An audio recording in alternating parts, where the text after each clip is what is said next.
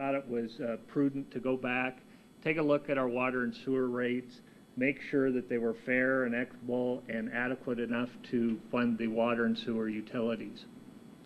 The second reason we felt the need for a utility rate study, as you are all aware, the water utility has a couple of large capital improvement projects looming on the horizon. Those large capital improvement projects are in the form of 2 water treatment plants. And so we needed to look at ways to fund those water treatment plants going forward with the water utility.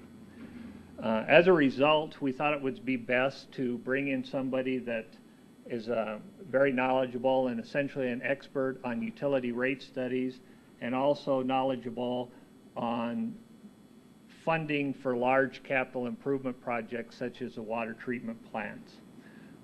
We went through the consultant selection process and selected Advanced Environmental and Engineering Services out of North Dakota to conduct this study. Tonight, Steve Birian with AE2S is here to present the initial findings of our study. One of the things that we will be asking from the council tonight is direction as to, are we headed in the correct direction? Is there additional information we need to provide? And if we're not going in the correct direction, what would be recommendations that you would provide? So with that, I will turn this over to Steve Birian. He has a PowerPoint presentation that we'll be giving, and I guess it's up to the mayor whether he would like to have questions during the presentation or wait till after. So with that, Steve, where'd you go?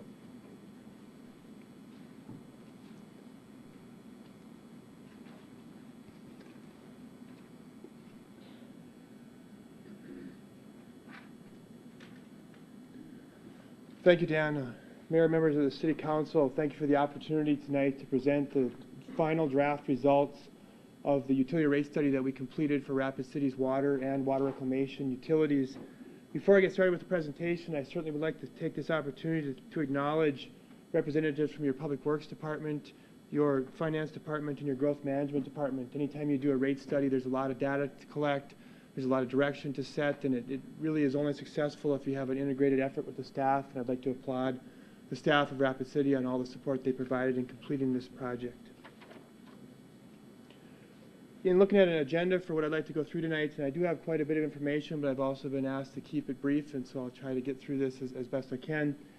Well, I'd like to just provide some background or an introduction to the subject, and then there were 3 main efforts that we completed: a cost of service analysis, a rate design analysis, and a revenue adequacy analysis, and I'll go through each of those.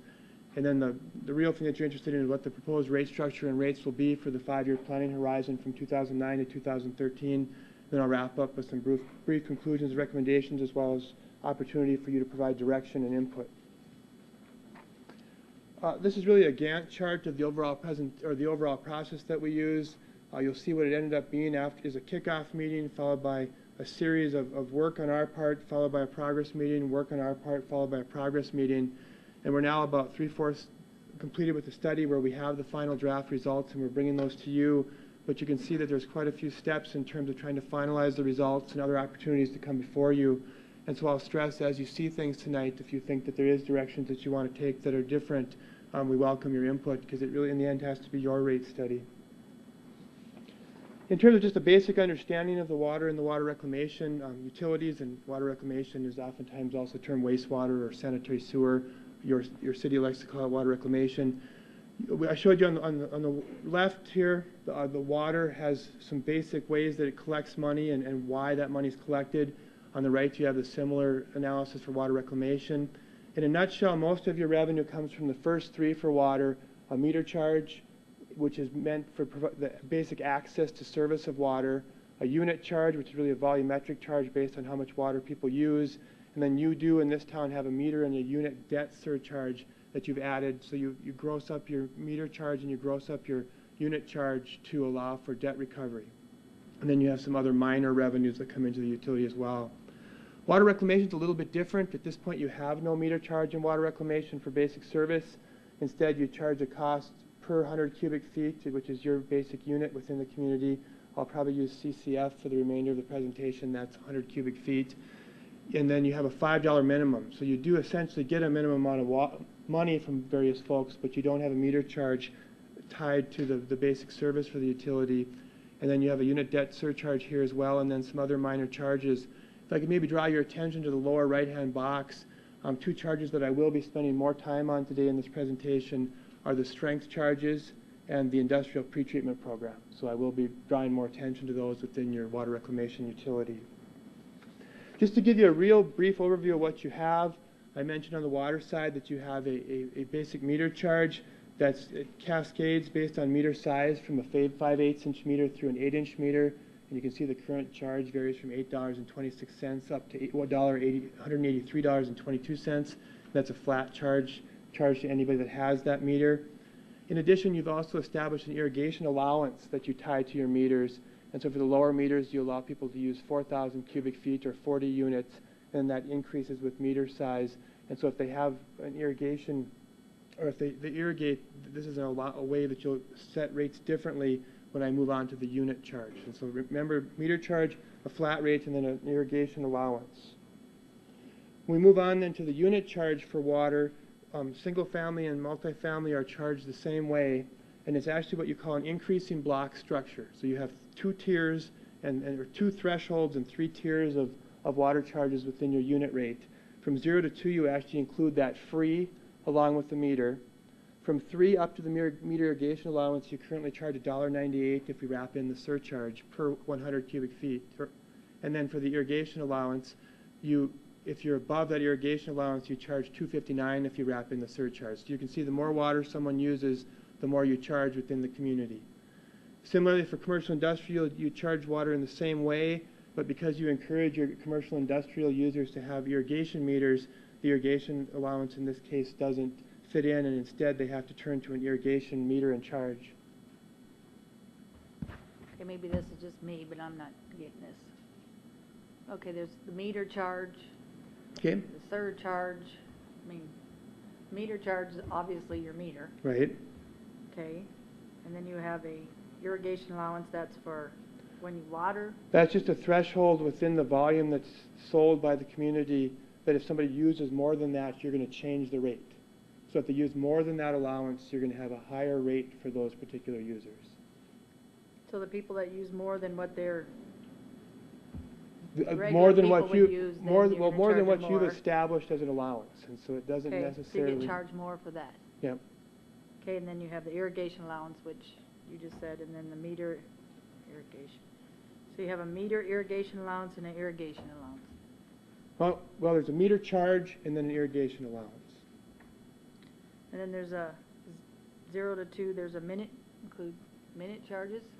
Well, I think I'm confused. no, that's fine, and then that's included in the minimum, and so from 0 to 2, it's essentially free, or it's wrapped into your meter charge. You get that whether you use it or you get 2 free units just for paying your meter charge. And then between 3 and for a small user 40, you'd pay $1.98 per 100 cubic feet. I think Deb, what he's saying is if you have service hooked up to your house, Okay, you're either going to pay a meter charge if you don't use any water. okay. But if you do use water, the first 2 units are basically absorbed in your meter charge. It's a way to basically pay for capacity within the system. Because if you're hooked up, you have the potential to use the capacity. Is that a fair way to put it? Like a demand charge in electric Exactly. utility. Yep. Yeah. It just, otherwise what would happen is, let me give you an example, is the fact that if somebody was hooked up to water, but they were gone for 2 months, they're still using our capacity, but they haven't used a drop of water.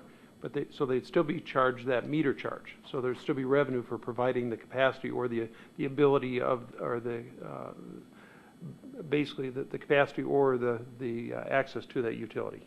Yep. So anything past that, that would be the irrigation allowance. Or if you use over the minimum, is the irrigation allowance. And I wanted to be, I thought it was important to show what you currently have, because if I jumped into what I recommended, I want you to understand how much of that was an extension of your current efforts and how much of it was new. And this is going to be one of the hardest parts of the presentation, actually, is just going through currently what you have, but then as we segue, I think it was important to have that baseline information. Okay, I appreciate that, because I just, You bet. the base,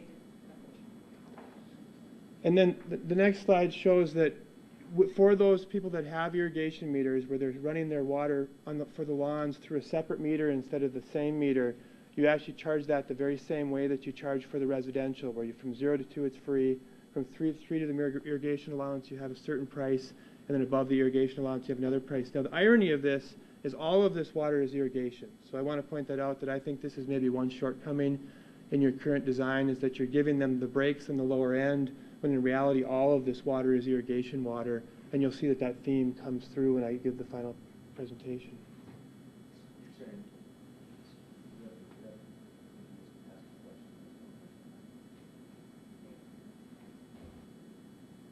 When you say this is a fault in the system, because if a person has 2 meters, they're going to pay 2 flat charges, right? Well, the flat charge isn't so much of a flaw, because the flat charge is the cost of having the access to that.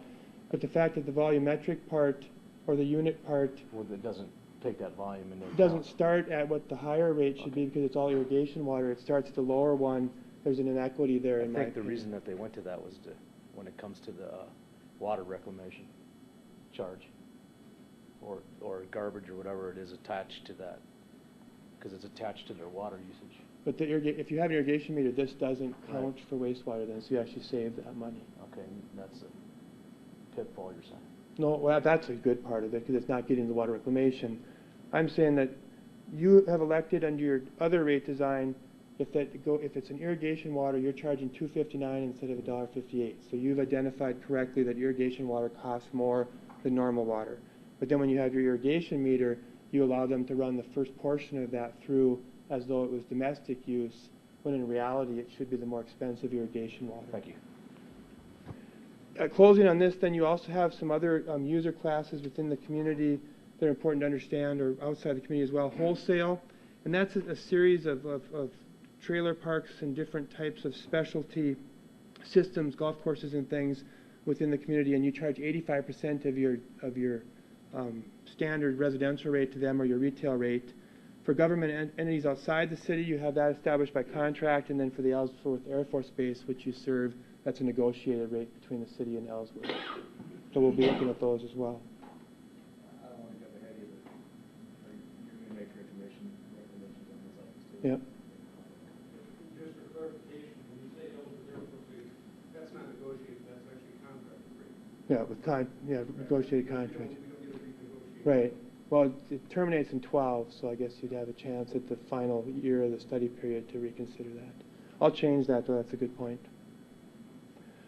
If we move over from water to water reclamation, I mentioned that you do have a minimum. The current minimum right now is $5, and so everybody just gets charged on water reclamation for the amount of water that they use, but they have to pay a minimum of $5 if they don't use enough water to hit $5. And then the unit charge that you have with the surcharge wrapped in is $2.82 per 100 cubic feet, and that's the charge for residential. And although you show your commercial and institutional differently in your ordinance, you have the exact same rate structure for them. And then for the outside entities, you have those are established by contract. And then you also have one other user class, industrial. Industrial is where they're no longer discharging domestic wastewater to you. They have a wastewater that has a higher strength. And for the monthly minimum and for the unit charge, you charge that exactly the way that you do for residential, commercial, and institutional. But if they do have these higher strength wastewater, if the strength exceeds on a BOD basis or a biochemical oxygen demand 260 milligrams per liter, you charge them 11 cents per pound for the exceedance. And if the water has a lot of solids in it or total suspended solids, you charge them 7 cents per pound for any exceedance above 300 milligrams per liter. So when you get to industrial, you have the flow charge or the unit charge plus 2 strength charges for that particular utility. Moving on from the background to some of the work we did, the first step that we did was a cost of service analysis. And what a cost of service analysis essentially does is you look at the different user classes within the community and you try to determine what costs they're forcing you to bear according to their level of service.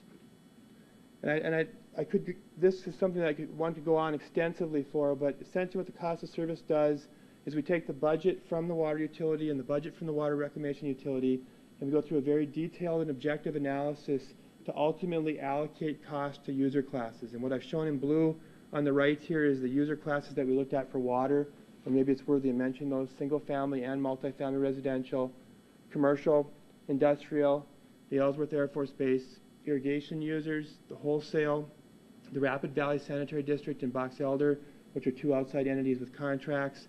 And then you do have some unbilled leased accounts that are not city-owned and some that are city-owned. On the other side of water reclamation, we looked at single-family and multifamily residential as well, looked at commercial, we looked at the industrial, where they have a with and without a surcharge, so low-strength and high-strength industrial. And then we looked at 4 entities outside of the city: the Rapid Valley Sanitary District, the Blackhawk Sanitary District, the Rapid Canyon Sanitary District, and the Northdale Sanitary District. So those are the user classes that we ultimately did the assessment for COSA, or cost of service. Jumping quickly then to the results for cost of service, essentially what we do there is we take a test year. In your case, we use 2007 with some minor adjustments, and we do the analysis to determine the amount of costs that were created by the different user classes, and we contrast that with the amount of revenue that we got from the same class in the same year. And the rule of thumb within the industry is if you're within plus or minus 10%, that's an acceptable margin of error for cost of service analysis. And what I've done here is if it's less than plus or minus 10, it's in green, and if it's above plus or minus 10, it's in red. And so you can see from the cost of service analysis for your water utility, we show that the majority of your users were paying either more than they were supposed to, according to the rate analysis, and less than they were supposed to. Some of it was a function of rate design, some of it was a function of the contracts that have been negotiated, and for the unbilled lease accounts, you do not charge them at all, and so clearly you were going to have 100% delta between those two user classes. And so our objective in going through the study would be to recognize this and try to do our best through the future efforts to bring these within plus or minus 10%. If we look at the same data for the water reclamation utility and using the same methodology of percentage cost versus percentage revenue, and green being within plus or minus 10% and red being exceeding plus or minus 10%, you can see that for this utility, more of the user classes were within the allowable tolerance, and for those that weren't, many of them were constrained either by ordinance or constrained by some of the contracts that you have in place. Go back to the slide before. Sure. And I guess I just want to make sure you point out that there are some negative percentages, but they're not color-coded ones and not the rest. They're reasonably bad. Well, the negative green means that it was within plus or minus 10%. The red meant that it was either plus 10 or greater than minus 10. For the range, not so much for Right, right. okay. Sure. So help me in Rapid Valley,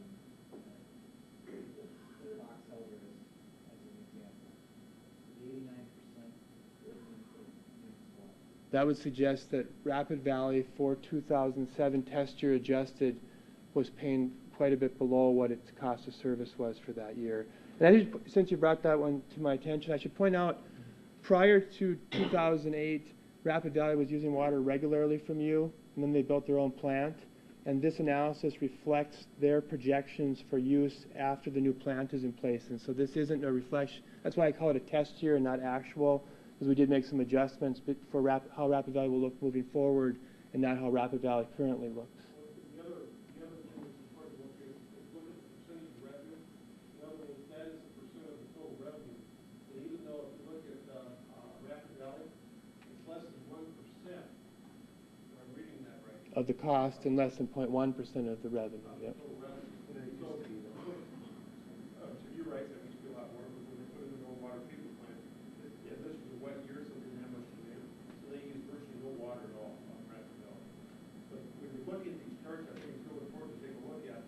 You can make major adjustments to something like to the Rapid Valley district and really make not a whole lot of difference for the rest of the chart to get to what's the total. The percentage of revenue that contributes to that utility. That becomes an equity issue instead of a revenue adequacy issue. Yep. And the reason, if I just may, the reason for the Rapid Valley adjustment is that they still, by contract, have the right to use your water.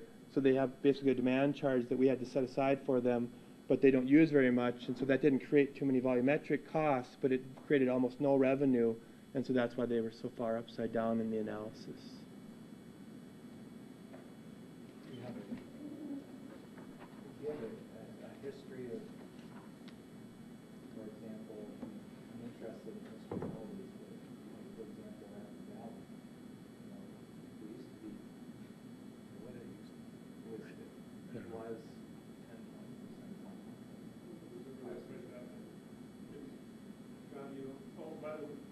telling us from the control, but please make sure you turn your mics on. I just go ahead and take my camera over and say, John, do you remember how much, do you remember how much Rapid Valley was actually, thank you, by the way, Lloyd, how much Rapid Valley was taking as far as percentage of production? I'd have to look, 10% sticks in my mind. Okay. But I can get that information. And I wrote it down too.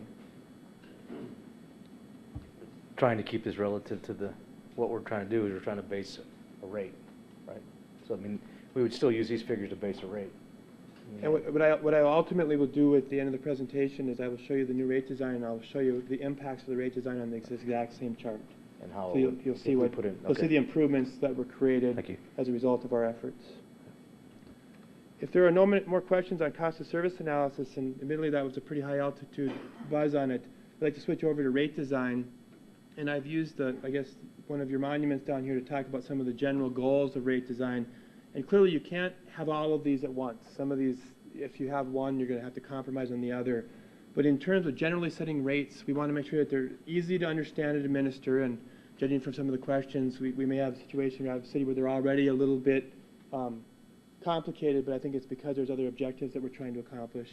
We want to maintain, whenever possible, a continuity in philosophy, so I don't want to come in and throw all of the past work out, willy-nilly. I need to make sure that I look at the merits of that and consider that as I move forward. From the COSA, I want to make sure that they're equitable and non-discriminating so that they're fair and can stand the test of time. They certainly need to provide revenue stability, that normal process you do each year of creating a budget to make sure you have sufficient revenues. I want them to promote efficient allocation of resources. So in other words, if the water costs you more, we want to make sure it costs the consumer more. And your increasing block is one example of that. And then we don't want to lose sight of economic development, where we create a rate structure that's punitive to somebody that's going to come in, and so that you have all these different objectives that you want to balance in terms of creating rates.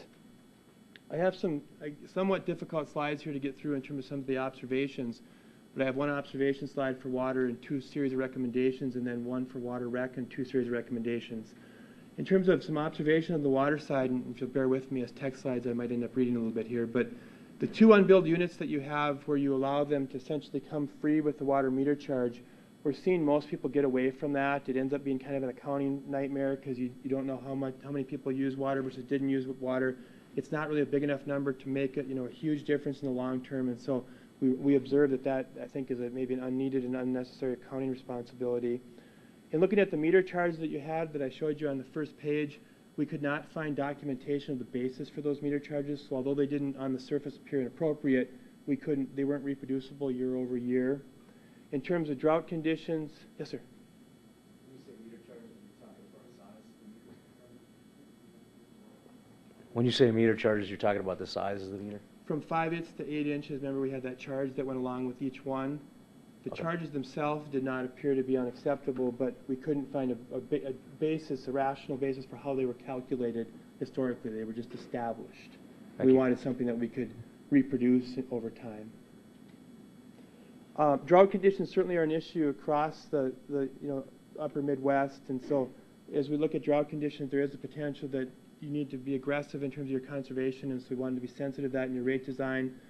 The current rate design, because all of the classes go into the same meter schedule, because all of the classes go into the same unit rate, if we want to try to get different amounts of money from different classes, we did not have a discernment within your meter rate, your meter and your unit rates, and so you'll see that we're going to recommend changing that slightly. We felt that the unbilled lease accounts to the ball fields should probably be charged, no charge to them, really didn't hold them accountable at all.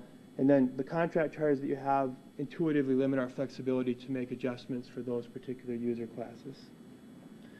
In terms of making recommendations along those lines, then, we're suggesting that you combine, you set a meter rate for single-family residential and multifamily residential is the same. So that schedule of 8 would exist, but if there'd be a schedule of 8 just for single-family residential and multifamily residential. And then because multifamily can use quite a bit more domestic water, we are suggesting that the irrigation thresholds be different between single-family and multifamily, and I'll show you an illustration of that in a second. We also are recommending that commercial industrial user meter rates be the same, and so we'd have a schedule for residential and we'd have a schedule for commercial industrial, but those two schedules wouldn't have to be the same any longer. We would require instead of suggest that all commercial industrial users have irrigation meters if they want to irrigate. we would suggest that you bill the unbilled lease accounts, but treat them like irrigation so that they would be, and start paying the irrigation water when they pay for it. And then you have a small charge that I haven't brought up called the environmental surcharge that you charge out annually once per year. And we recommended wrapping that into your meter charge and just having that be collected as part of the meter charge and not be so transparent to the users. It's just another kind of accounting burden that's probably unnecessary because it's a relatively small charge. Continuing, we recommend for water that you eliminate the 2 free units within the unit rate.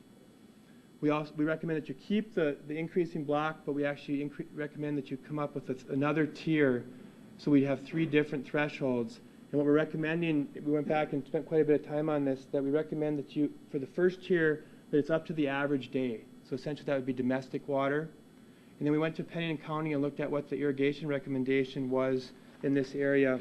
And they recommended that an average lawn should be irrigated 1 inch per week.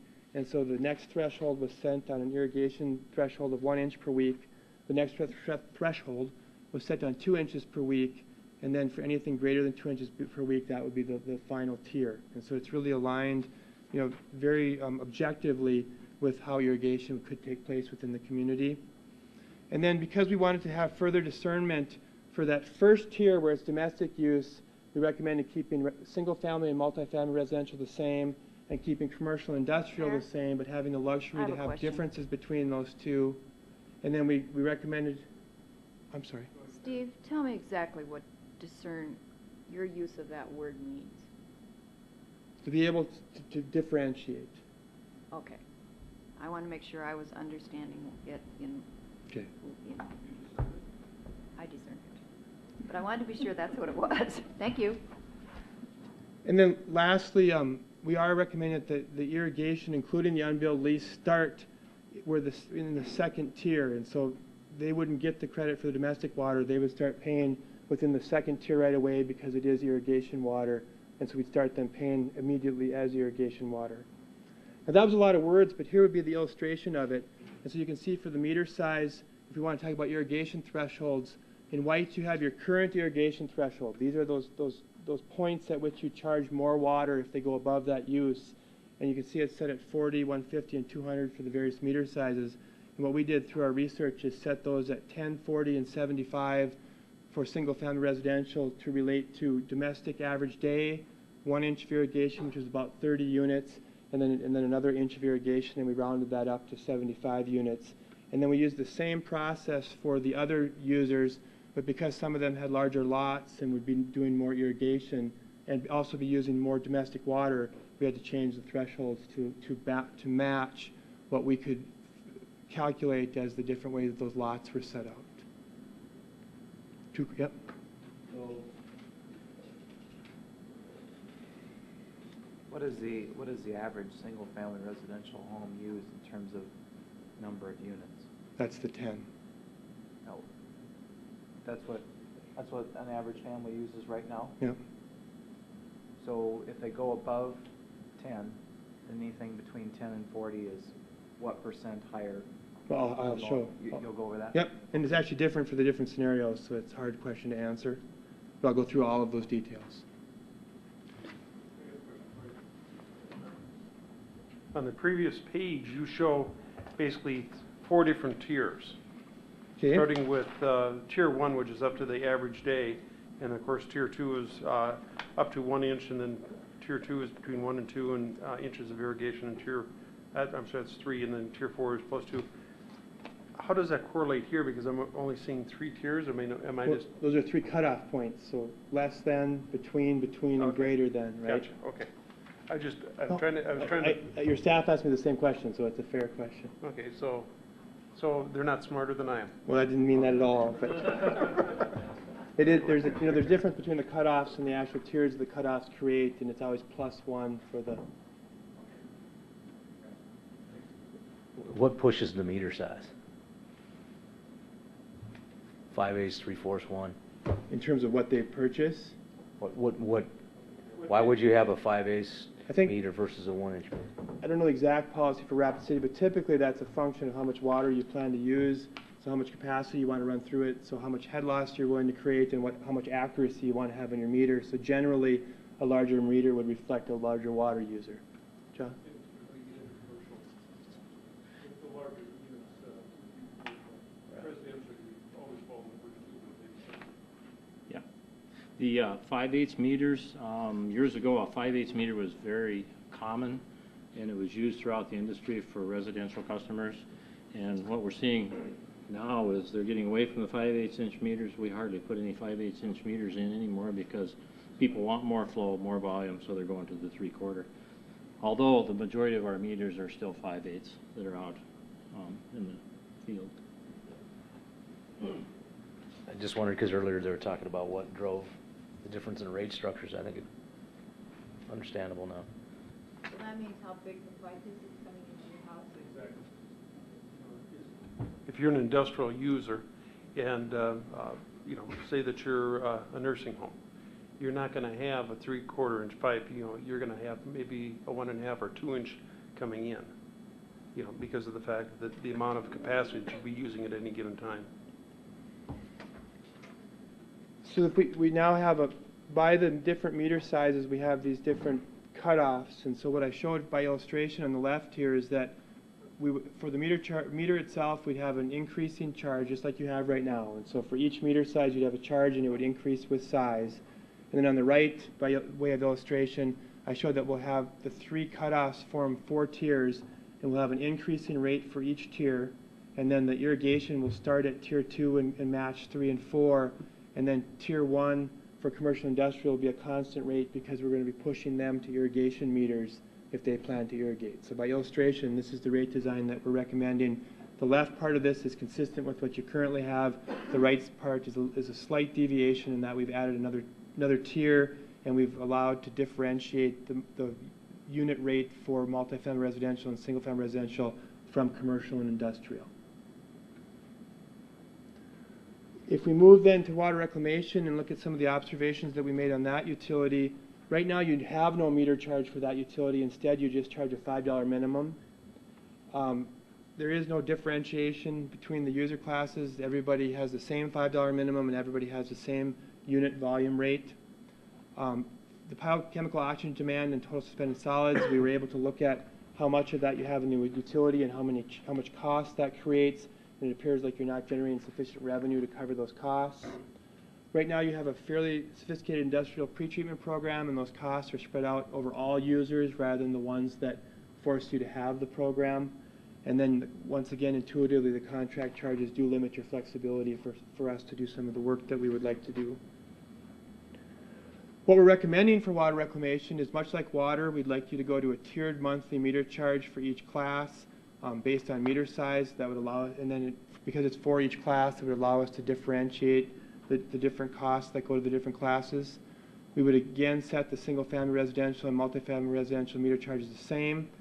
We would also set the meter charges for industrial with surcharge and industrial without surcharge, so low strength and high strength the same. Just for clarification, we're talking about the wastewater being based upon the size of the water meter. Right, exactly. Okay, There is only one cash right. register. Yeah. I just want to make sure everybody understood, because right now we don't meter the wastewater side of things, and we're not going to. We just base everything on the meter size of the water. That's a good point. And then the last recommendation we made was to implement a constant unit rate, and that may seem inconsistent with our water reclamation recommendations, but here, when you don't have irrigation, really wastewater kind of becomes wastewater, and so we just looked at 1 unit rate for all wastewater that's discharged to your utility. The next thing that we did is we recommend, and I know this is getting into the details, but we did recommend lowering your domestic limit for suspended solids.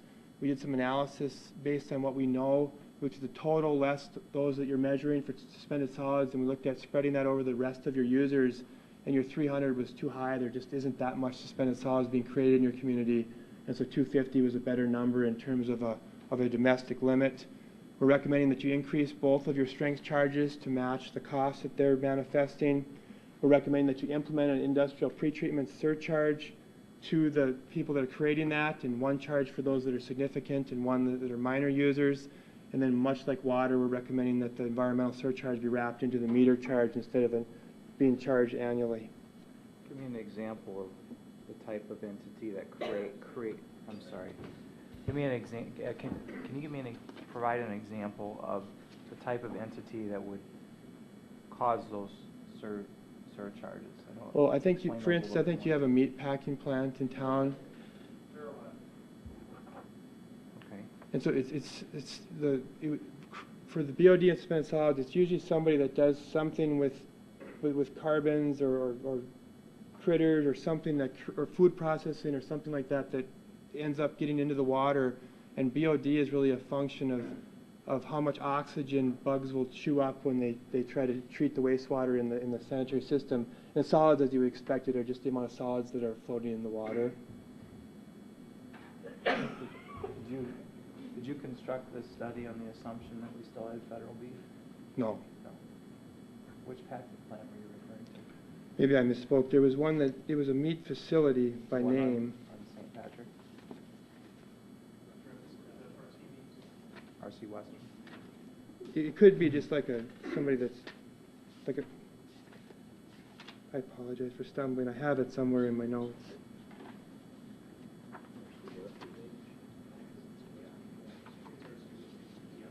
It is.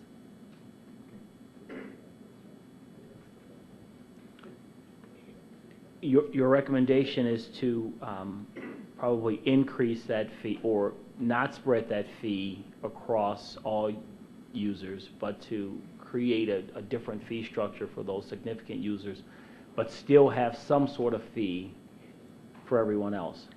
Well, there'll be a wastewater charge, a meter charge, and a unit rate for everybody. But for the costs that are created by the industrial pretreatment program, we're recommending that you recover those costs through a new revenue source, and it would be an industrial pretreatment charge. I guess my question is, for that IPP, you're not talking about solely having that fee spread amongst the significant users and then not everyone else at all. Well, I guess in a way we are. There's 17 significant users within your community and about 570 minor users. And what we did is we took the total industrial pretreatment charges and we weighted those more significantly to the significant users and less significantly to the minor users. Okay. And we're recommending getting all the revenue ultimately from those users. How do we identify those significant users? Well, the industrial pretreatment program is mandated by the Clean Water Act, and so it's from the United States Environmental Protection Agency down to South Dakota and then ultimately to you. And they have thresholds that you have to do, and for significant users, it's where they have high strength, so you're forced to go in there and sample the strength of their wastewater. For the minor users, they may have a categorical thing where maybe it's a dry cleaner that uses a certain chemical on site, and that they just want you to be aware of that, and that gives you the right to do some random extra sampling and things. And so it's all identified by either what the process that they use or the chemicals that they use within the facility or the strength of the wastewater that they discharge. So our city people, our staff is sampling. For the significant ones Thank and you. potentially randomly for the minor ones. Okay, moving on then for a similar illustration for water reclamation then, that unlike what you have now on the left here, we would implement a new meter charge from 5/8 to 8 inch, and it would increase with the increasing cost with size. We'd have a constant unit rate for all users, classes. We'd have a charge for BOD, we'd have a charge for TSS, and then we'd implement this new IPP charge, a higher one for the significant users and a lesser one for the minor ones. So so now we've gone through cost of service analysis and we've gone into to rate design. We're moving into revenue adequacy. Just to make sure, and I'm pretty sure, I think I have this. So what you've done is you've identified all the potential costs, and what you're doing is you're identifying who should be paying based upon the usage and the demand on the system, and all, especially on the wastewater side. So that was the COSA step, and then the second step was, is your rate structure designed to allow us to do that effort? No. And so the last things that I've been doing is saying, here's some observations and here's some things I'd change to allow you to better make the line costs with revenues. So now we looked at cost of service analysis, we looked at what do we need to do potentially with your rate design. The next step that we looked at, the third major step, was revenue adequacy. And this is the more conventional part that you're used to. Every year you really do a revenue adequacy analysis. You look at what are your costs going to be, what are your revenues going to be, and what do we need to do to accomplish that. In Rapid City, because you like to use a 5-year planning horizon, we had to create then a 5-year pro forma where we had to look at your projected costs for these various aspects, project that for 5 years, and then make sure you had sufficient revenue to cover that. And the different things we looked at were operation and maintenance, looked at rate-funded capital, or the amount of infrastructure that you build using rate revenues. We looked at any reserves that you want to create or generate. We looked at any debt that you were obligated to repay as a result of debt service capital improvements. And then anytime you have debt, there are always these bond coverage covenants where they force you at times to generate extra revenue to ensure to the bondholders that you have sufficient capacity to repay them. And so within this revenue adequacy, we looked at all of these segments of the pie to make sure they were adequate for Rapid City. In doing a 5-year pro forma for the two utilities, we had to make a series of assumptions. The first one's related to operation and maintenance. And in today's market of slightly increasing inflation, these numbers are probably higher than they would have been a year ago, and maybe a little bit higher yet than they would have been 2 years ago. But in general, we looked at 4.5% if it wasn't a specific type of expense. For labor, because you do end up having some attrition where some people retire and new people come in on the bottom, we looked at 4%. For property and general insurance, we talked to insurance companies, looked at 5% per year. Electricity and fuel is a number that's been running extremely high, and so we use 10% for that. And then for chemicals, although that's been higher in recent years, it hasn't been sustained high, and so we use 5% per year for that particular. We then started based on your 2009 budget and added these inflationary increases to your 2009 budget to create the pro forma through 2013. And then in water specifically, because you're looking at some very significant infrastructure, we did add some special one-time increases to water to reflect the new infrastructure that you'd be operating based on your consultant's recommendations and then working with John. Moving on then from O&M into capital, Rapid City is blessed with funding a lot of capital improvements through rates. You do a very good job of keeping utility up. And so we had to look at how would you continue to do that over a 5-year period. And what Dan led the staff through was an analysis where you look back quite a few years and said, what have we been spending on average for these different funds within the utility? And you look forward 5 years and said, what do we anticipate we'll have to spend? And based on that, he came up with some budgeted numbers that we should use for the 5-year period. You can see the comparison between 2009 and what we're proposing for the rate study. For water rec, it's just a slight deviation for the replacement improvements. Quite a bit of an increase for expansion, and that has to do with some special programs that you have within the city. For water replacement improvements, it's really a slight decrease starting out, and for water expansion, a slight increase. And then for 9, 10 through 13, we had to apply an escalation factor to that. Looking at the escalation factor, construction costs have been rising much more significantly than general O&M, and so we used a 6% increase for construction costs, whether that was rate-funded capital or some of the projects that you planned to acquire debt for, but they weren't going to be bid until a date later than the estimated date. You do some work with your 0.16 fund within your utilities because that fund generates the revenue to match the revenue requirements. We netted that out of the analysis. We are recommending that you maintain an operating reserve within your utility. Conventional practice is anywhere from 60 to 120 days, and we're recommending that you maintain 90 days or about a quarter of a year in your utility balance at all times for an operation and maintenance reserve. Your contract with Pactola requires that you have $1 million set aside in reserve, and so we've met that obligation. And in fact, that was always funded first before we looked at the O&M reserve. And then for any revenue bonds, rather than trying to generate reserves as part of the ongoing rate revenues, we capitalize those reserves as part of the bond issue. In terms of looking at the way that we approach debt, we essentially looked at 2 different types of debt. We looked at revenue bonds, and we looked at state revolving fund, which is through the state and ultimately subsidized federally with interest rates. For the revenue bonds, we used 5% on the low end and 5.11% on the high end, depending on if we use shape debt or if we use conventional debt. For water rec, we use a 20-year term. For water, we use 30 years due to the size of the project and the expected life of the project.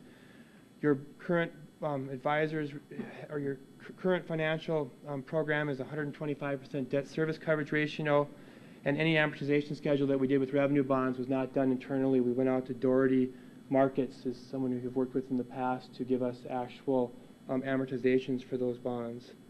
On the SRF program, that's pretty rigid, interest rate of 3.25, 20-year term, no more than that, debt service coverage requirement of 110, but they do not require you to have a reserve, and so we did not have to match that. And then one just special observation is for the Pactola and St. Martin's Reservoir, you had funded those originally with 0.16 funds and had promised to pay yourself back. And so we looked at selling a bond in 2009 that was indexed up, to match that year of the bond issuance of $2.8 million to repay the 1.16 fund for those past expenditures. Then if you're interested, I do have the definition for debt service coverage ratio at the bottom there as well. In looking at revenue, we had to establish a baseline revenue.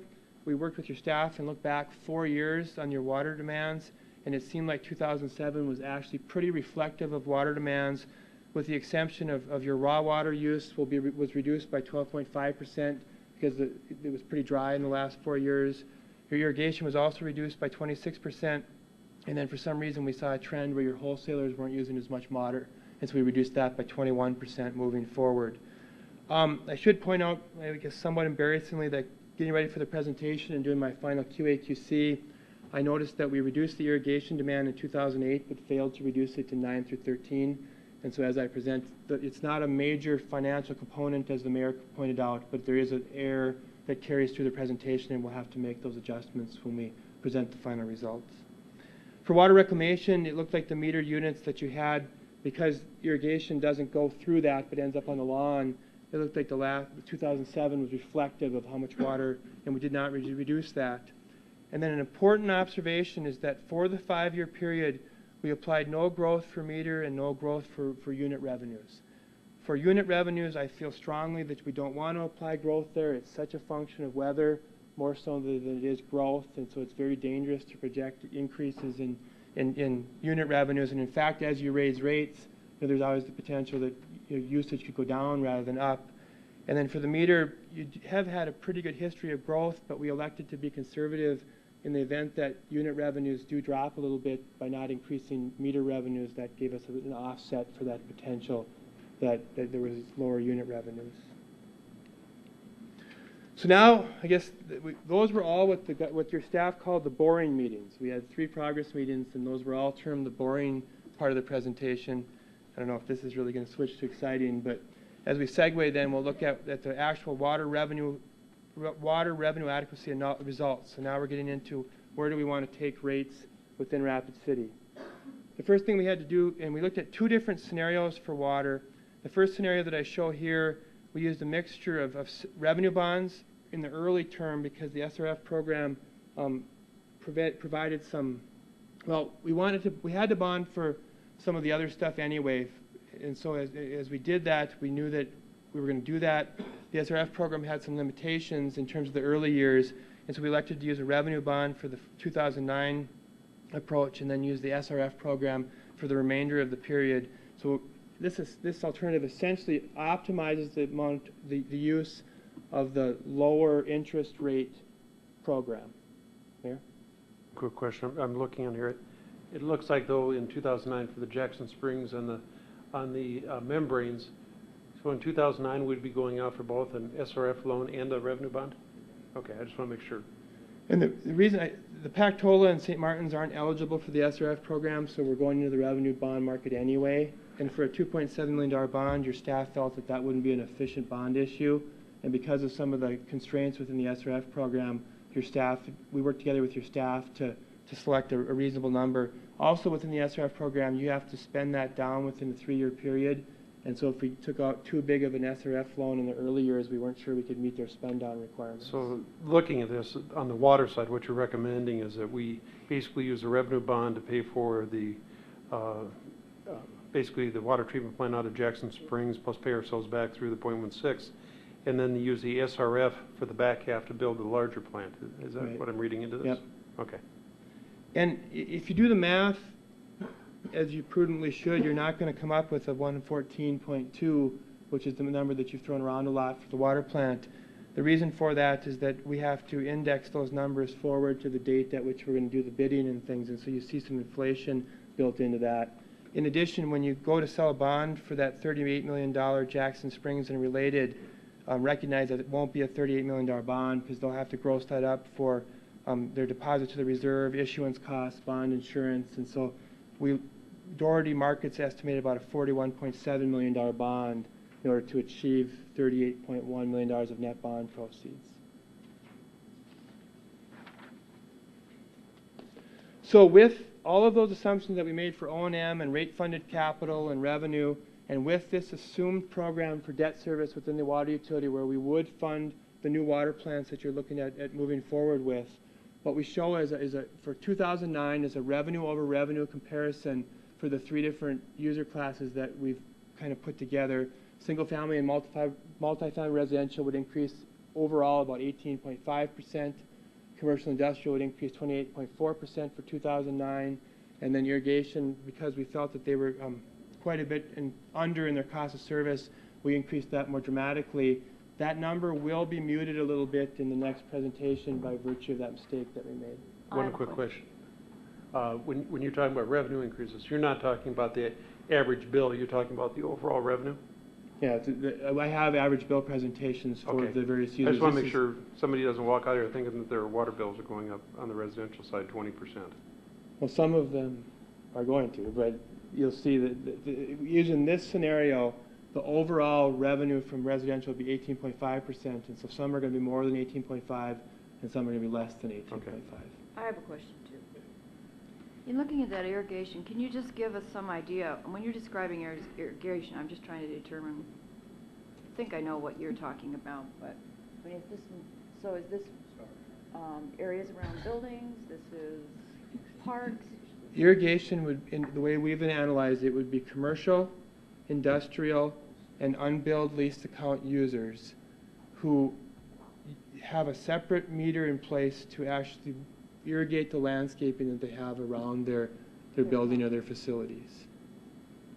And the reason that I guess the industry feels that that's more expensive water, and you recognize it historically, is that essentially what happens is they place a great demand on your system for a short period of time. And so the demand charge is high, the amount of revenue brought in over the course of the year is lower, and so as a result, they end up paying a higher unit charge for that particular water. If you remember, Karen, there was, I can't remember the gentleman's name, but there was somebody who had a building about within the last month or two, and he came in and he just newly installed a yes, I remember that and he actually asked for a refund, and the reason was the fact that with separating the two, he could actually reduce his rate. So. Well, I just want to make sure I understood that this is landscaping essentially, so there wasn't something else being described here. Thank you very much.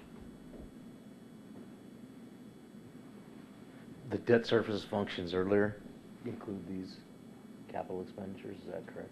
Yep. For each year? This recommended increase for 2009 on revenue over revenue for used user classes would incorporate all O&M changes, all rate-funded capital, and all of the debt service as well. For the bonds and the Yep. state revolving fund? Yep. Thanks.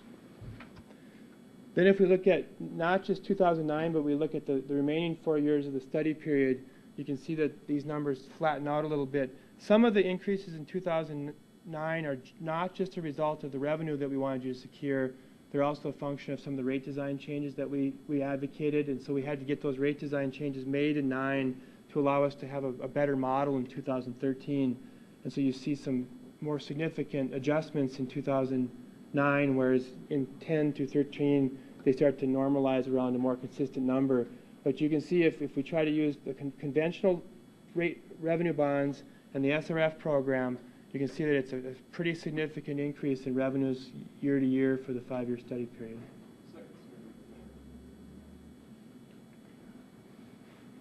So the 2010, 2011, 2012, these are increases over each year, right? Yep. From 2009 to 2010, say we'll take the pink number, on average 16.7% increase. So we're here. And Yep. then in 2011, we'll have a 15.8% increase to here. So it's like climbing a ladder. Yeah, it's compounded, yep. Thank you.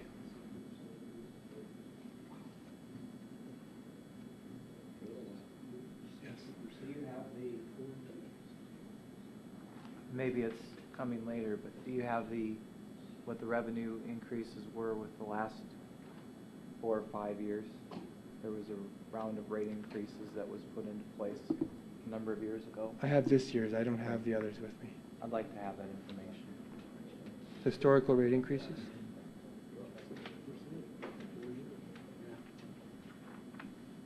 I might be able to answer that question. We think it was around 9% for each of those years, so we were looking at 9% each year for 4 years. But is it that high? Okay, well, and the reason was they were trying to play catch-up too, though. Because I remember we went for, I mean, I can't remember how many years, I think, Sam, when you and I were first on the council, I think we went for 4 or 5 years without a rate increase. Were you there during those discussions, or maybe right before your time?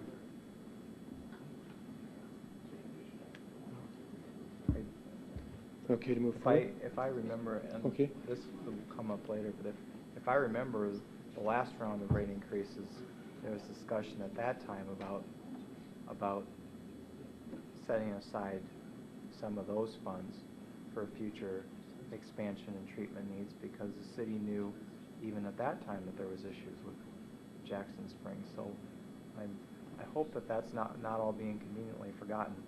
But if I remember right, it was back in maybe 03 or 04.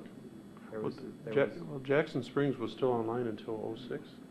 No, So but at that time it was 30 some years old, and the city knew No, at that time that it was old. I'm sorry, Jackson Gallery, I'm sorry. Jackson Gallery was still online at that point, but you're talking about Mountain View, though. I'm talking about the plant on Mountain View.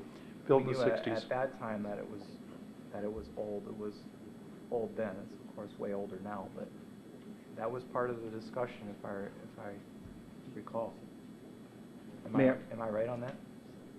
Can I have clarification on that? I think that's an Is important that something question. you have now, or? I mean, I would have to look through the minutes. I have no idea what the discussion was 4 years ago. okay. Well, we'll get that all back. I think it's fair. Malcolm?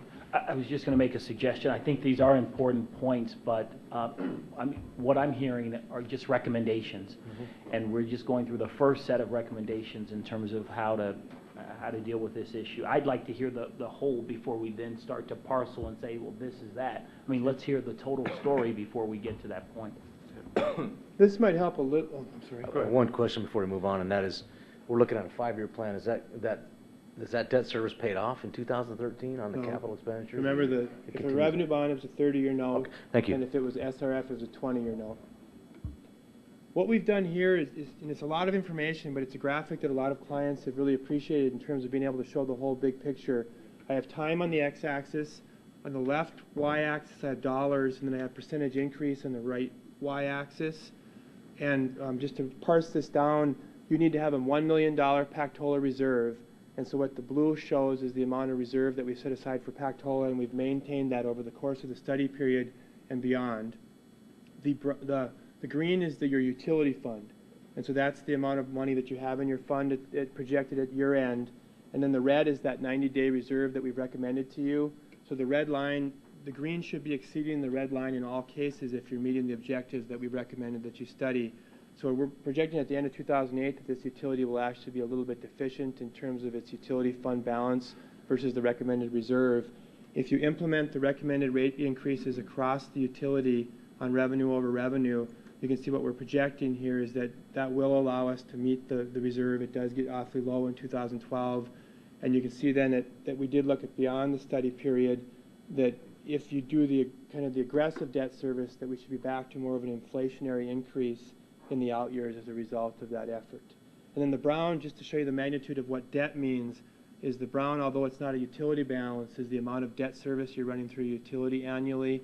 And so you can see how significant that is. It grows as you implement the projects and then really becomes essentially a constant from 13 through the end of the debt service period. The question that, if we then take that illustration that I showed you previously and show you what does this mean in terms of actual rates, you can see for the meter charge for irrigation, we're recommending a rate between 512 and 118 for 5/8 through 8-inch meters. For the other users, with residential being the low range and commercial industrial being the high range, you can see that varies anywhere from 8 to 837 on the low end, up to 173 to 409 on the high end. As we look at the unit rates that we're recommending under this scenario, we're recommending a unit rate that tiers up. On tier 1, it would be 212 and then increase to 28, 63, and 305. If you remember the initial slide, your current lower rate is $1.98, and then your higher rate is $2.59. So we're kind of on either side of that. And then for tier 1 of commercial industrial, dealing with some cost of service stuff, we're recommending that tier 1 be a little bit higher at 222. And then any irrigation meters would start at tier 2 and go through 3 and 4 in the same rate structure shown above. The bottom line, I guess, is what everybody wants to know. And so what I've done is a series of monthly bill examples as if people use water in this way. This is the single-family residential with a 5/8" meter using water between 5 and 75 CCF. And you can see the existing monthly bill is the first blue line, what the proposed monthly bill would be in 2009, and then what the increase is in dollars and the increase in percentage. And because of the adjustments we've made in eliminating the 2 free units, you're seeing that for a one-time kind of correction where the lower users are going to see a more steep increase, particularly percentage-wise, maybe not as big a deal on a sheer number basis. As we get beyond this, then the increases would be similar to those annual percentages that I showed for each of the user classes, but the differentiation really here is a function of the rate design recommendations that we made to you. If we look at the resulting impact for commercial industrial with a 1" meter and commercial industrial for 2" meter, you can see the range here. Clearly they're using more water, so they're spending more money, but their percentage increases are in line with the previous graphic. For irrigation, you can see the adjustments here, and this is another one that I caution you that when we get that extra flow out of there, that these numbers will likely increase as a result of that correction in terms of the irrigation costs. This I do by way of illustration. The Ellsworth Air Force Base is locked by contract through 2012. If you arbitrarily increase their rates by 50% in 2013, that would be a 93 cents per 100 cubic feet. It's really not a function of COSA, but rather just a function of maybe striving for a higher rate. With Rapid Valley, because they're using water so much differently than they do right now, by contract you don't have a lot of flexibility. It's just 85% of the retail or 307, but we are, if possible, suggesting that you try to negotiate a meter charge. In this case, we put that meter charge using the same objective calculation we did for the other meter charges.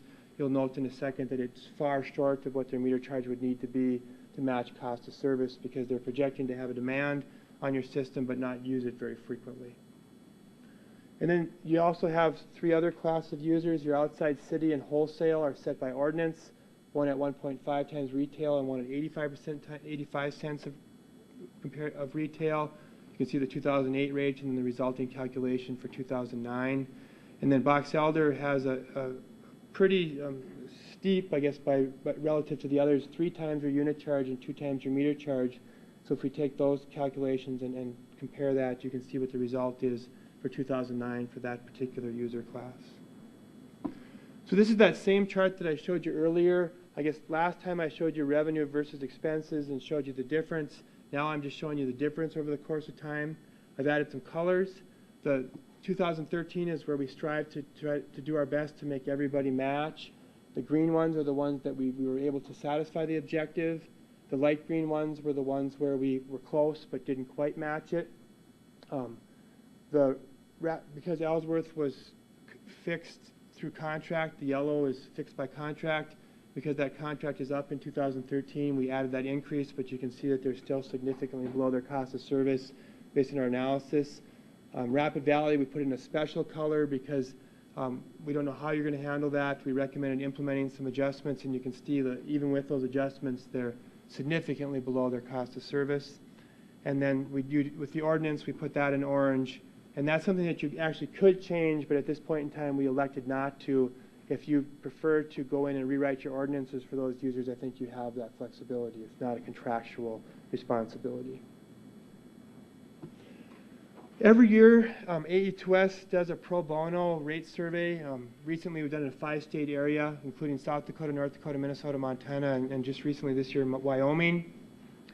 Conveniently for you, we do use 10 CCF.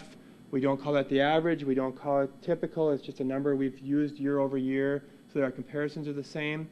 This is all of the surface water systems that responded to our survey in the region for 2008, and you can see that for 2008, Rapid City, I think I have the exact number here, was at the 25th percentile, an 8th out of the ones surveyed. If we just assume that you raised your rates in 2009 and nobody else did, which isn't going to happen, but just by way of illustration, we assume that you raised your rates and nobody else did, you can see where scenario 1 would take you from a benchmarking perspective within the region. You would jump from the 25th percentile to the 59th percentile within this particular region. And anything over 50% is over the average. Right. Right. Okay. Now, I don't know that if this were the only year you had to do this, I don't know that the 59th percentile is so irresponsible. We always try to get everybody between 40 and 60. Typically, if you're below 40, you have a surprise waiting there. You have a really special water system. If you're above 60, you have really either a really ugly water supply or you've been forced to spend a bunch of money. But clearly, you know, if you were to do 16 over 16 over 16, you would likely start jumping up, you know, a little bit every year. Now, I know that others within the region are going to significantly raise their rates as well. We do a lot of rate work for others. Your sister city on the southeast part of the state is looking at very significant increases within their utility year over year as well. That really concludes scenario 1. What I'd like to do now is jump to scenario 2. And within scenario 2, what we were asked to do was show us some form of a way where we could really limit rate increases to 10%. Could we go about achieving that?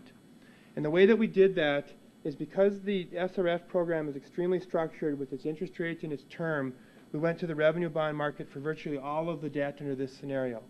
The other thing we did is we shaped that debt through two I'm going to call it semi-creative strategies. One was capitalized interest. So we took out a bigger bond in the early years and used some of that bond to help pay some of the interest so that our payments actually got higher in the out years. And the other thing we did is we did some interest-only payments in the early years as well. And so we were using the flexibility of the revenue bond market. It's a prudent way to do it. It's just a different way to do it in order to create a shaped debt structure for the different capital improvements you're looking at. In this case, the total, if you do the math here, is actually a little bit less because you are selling one bond a little bit earlier than you did under the other scenario, so you don't have as much inflation. The downside of this is the bond is quite a bit more because of the capitalized interest that we're looking at. If we then move into a series of slides that mirror the other slides, and I don't know if you want to try to do all the comparisons, but you'll note that, as you'd expect, each of the numbers is going to be less as we pound through this. So like last time where the pink was 18.5, in this case it's 11.1 by virtue of the different debt strategy. In this scenario, though, it would take longer to pay off those capital Absolutely. improvements. I'll show you the impacts of that. All right, similarly, as we go to this slide, it's just your residential last time was at, I guess I didn't write that one down. Yeah, 15 to 16, now it's down to 9.5.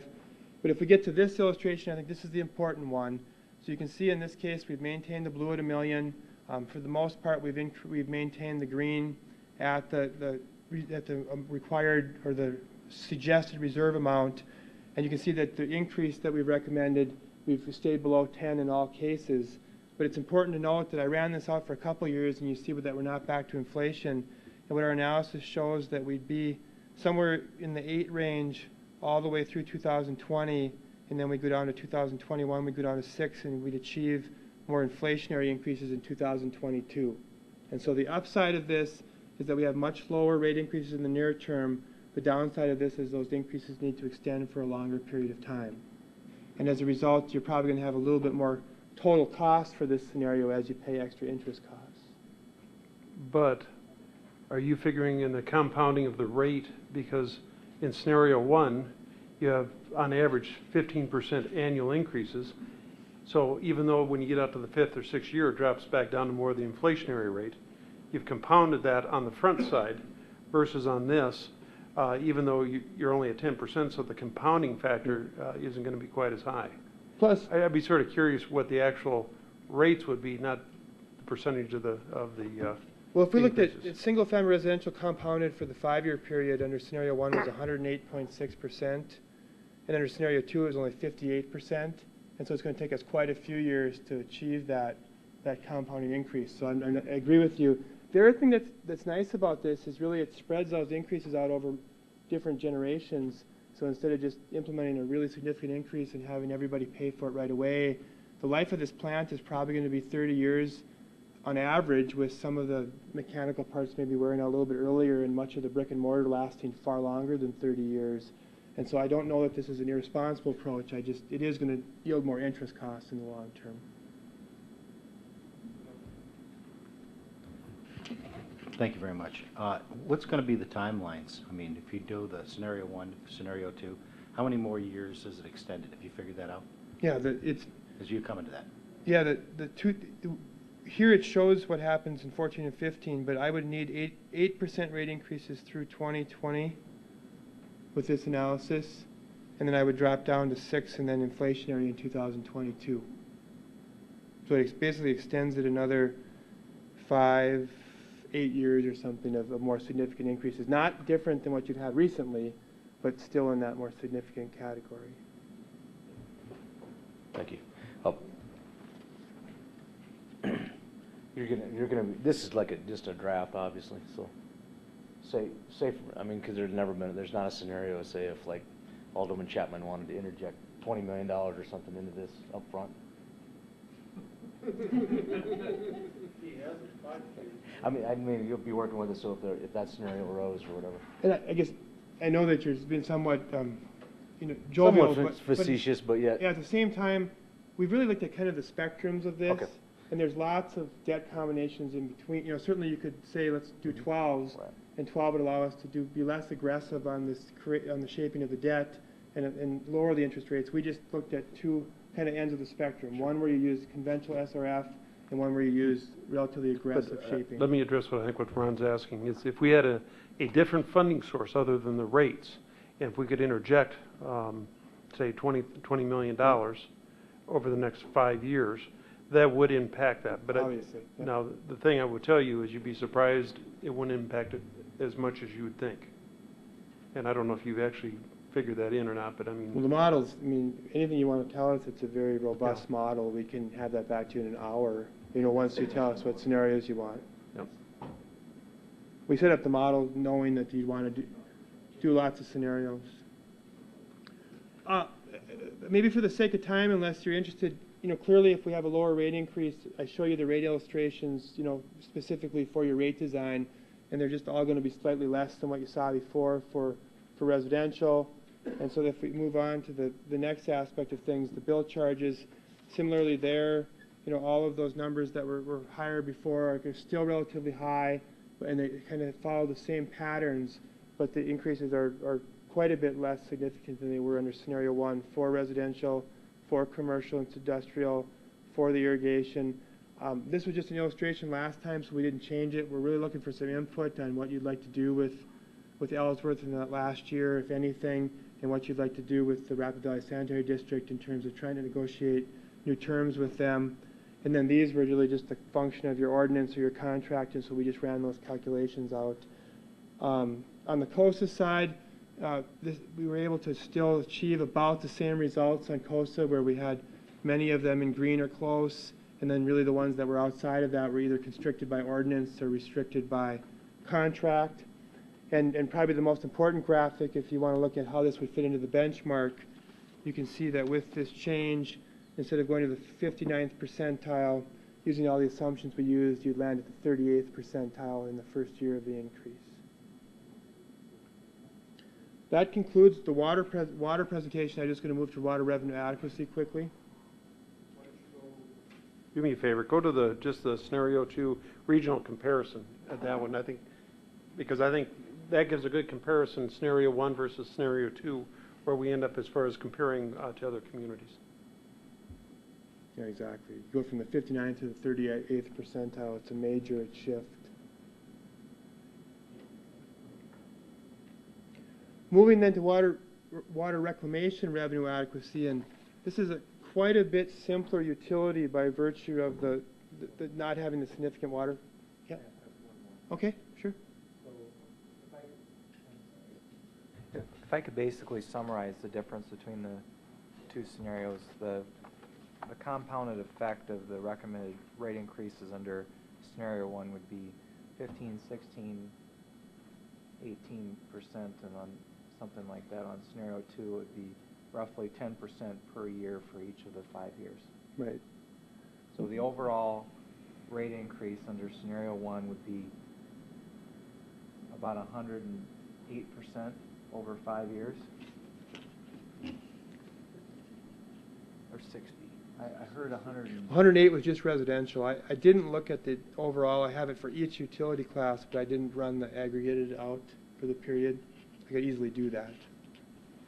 So if I could just understand this, so that under scenario 1 for residential, the rates would essentially slightly more than double over 5 years, go up 108%. Yep. Under scenario 2, it would go up 58, how much? 58. 58%. 10 5s compounded, so 58%. Okay. Or 5 10s, I'm sorry. Well, 8. percentage increase under scenario 2, the increase will last longer. Right. So even though the percent annual increase is lower than scenario 1, scenario 1 it drops back down to more of an inflationary rate after about 7 years, 6, 7 years. Right. And you make a good point that inflationary over a bigger number is still a bigger number than inflationary over a smaller number. And so, at some point I suppose I could graph that for you and show where the lines cross. And that's what I think where Alderman Quaker's getting. I think it's very important to actually, instead of looking at percentage and compounding, actually take a starting point, say $10, and, okay, under this scenario, what happens to a water bill in each one of the classifications under scenario 1, under scenario 2, and that way we can look 5 years, 10 years, 15, and 20 years out. Yeah. If I could, I'd like to see that graphed out, Yeah. just kind of see the comparison. It's easier to show our constituents as well. I wrote it down. That way they know what we're talking about.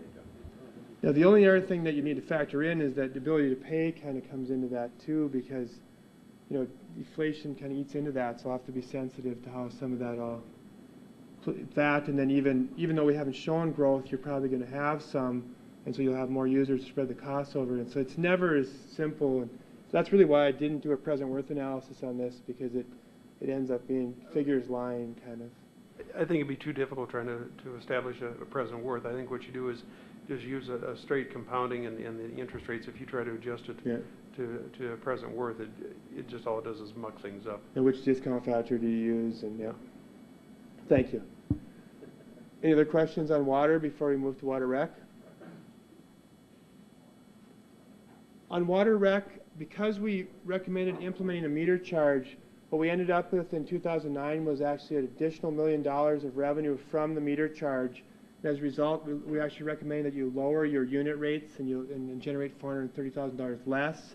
And so I can't really show a user-to-user comparison as well for revenue for 2009. Then the other thing we did in 2009 is the wastewater plant, in my judgment, has been a little bit underfunded over time, and there's been some deferred maintenance at the facility. And so unlike a new plant or a completely rehabilitated plant, Dave just had some things there that needed to be done.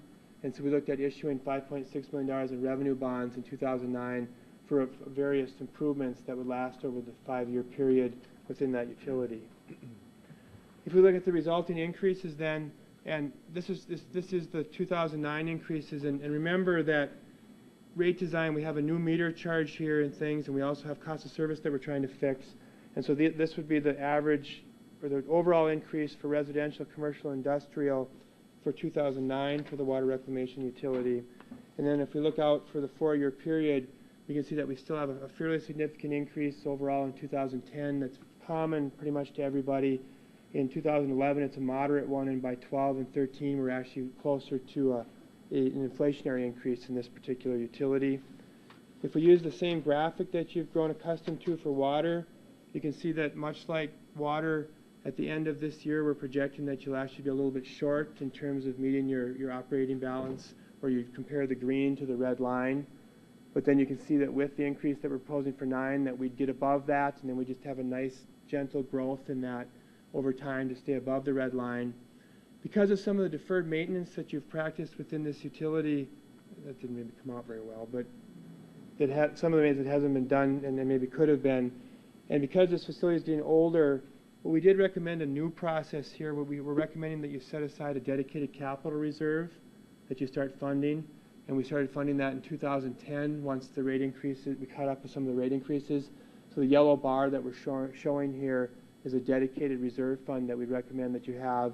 So in the future, if the tank on the digester is about to fail or a pump goes or something on this facility, that you have money to draw from to complete those improvements instead of having to do an emergency rate increase.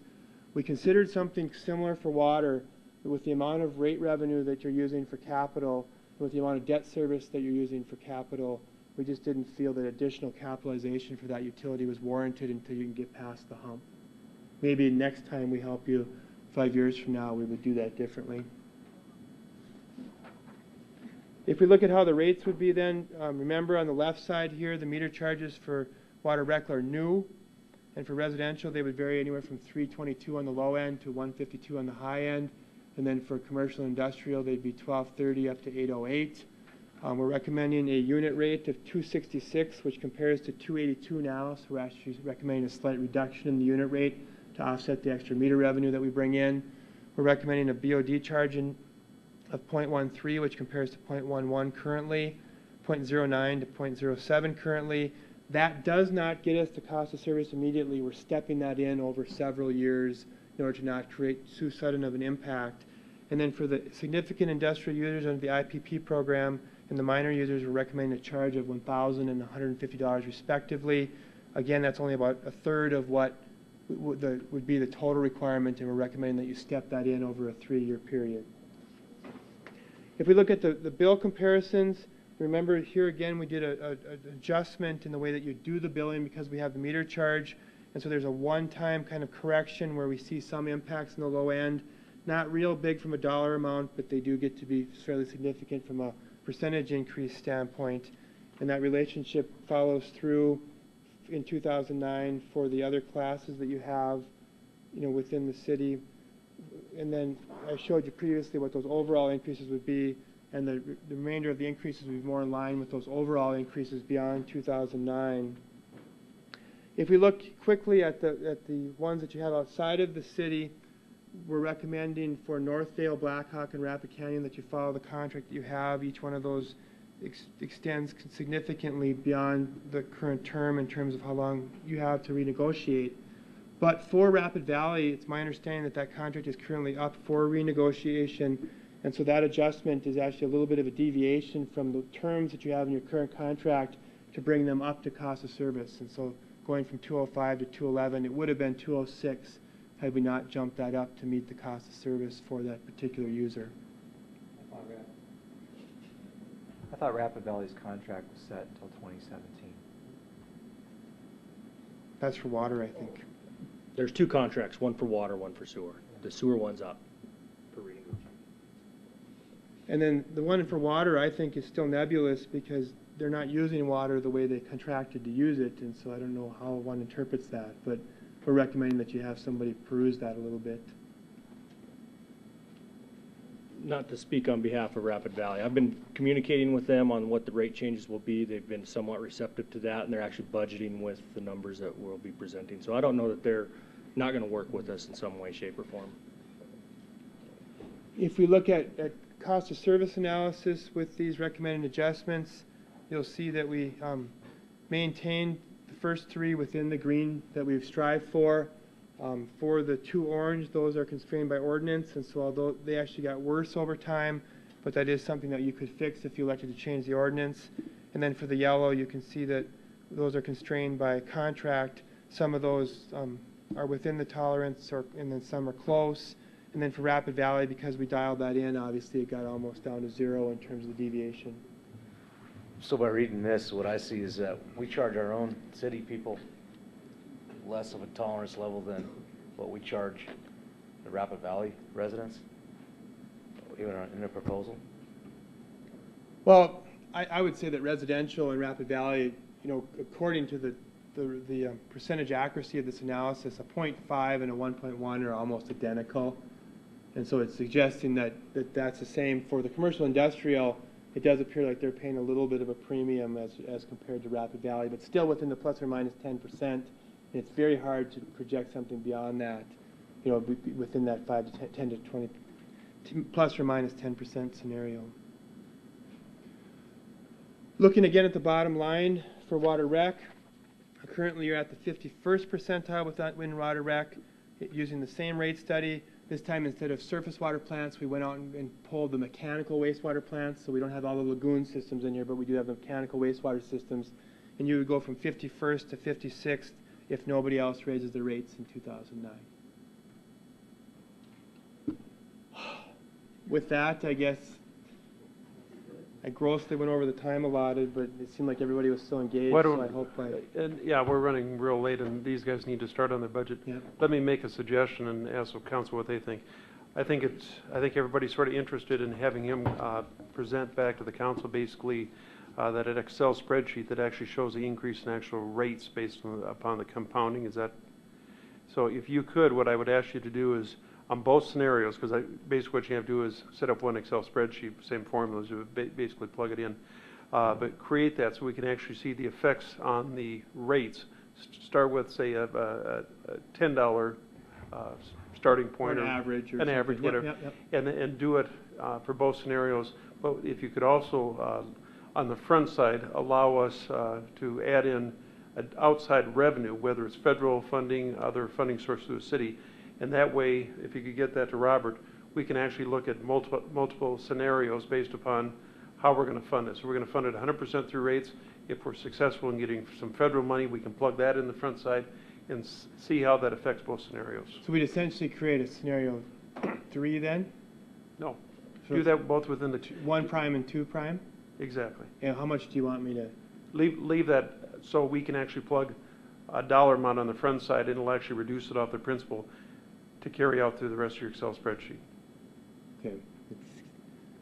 That might work for one user class, but for 1 meter size within one user class, but it would be much easier for me to plug it into the model and then give you the results, because if you try to do it on that simplified level, I'm going to caution you that it's going to make Okay. negative. But you see what I'm saying is that it's pretty sophisticated utility when you get all said and done. Okay.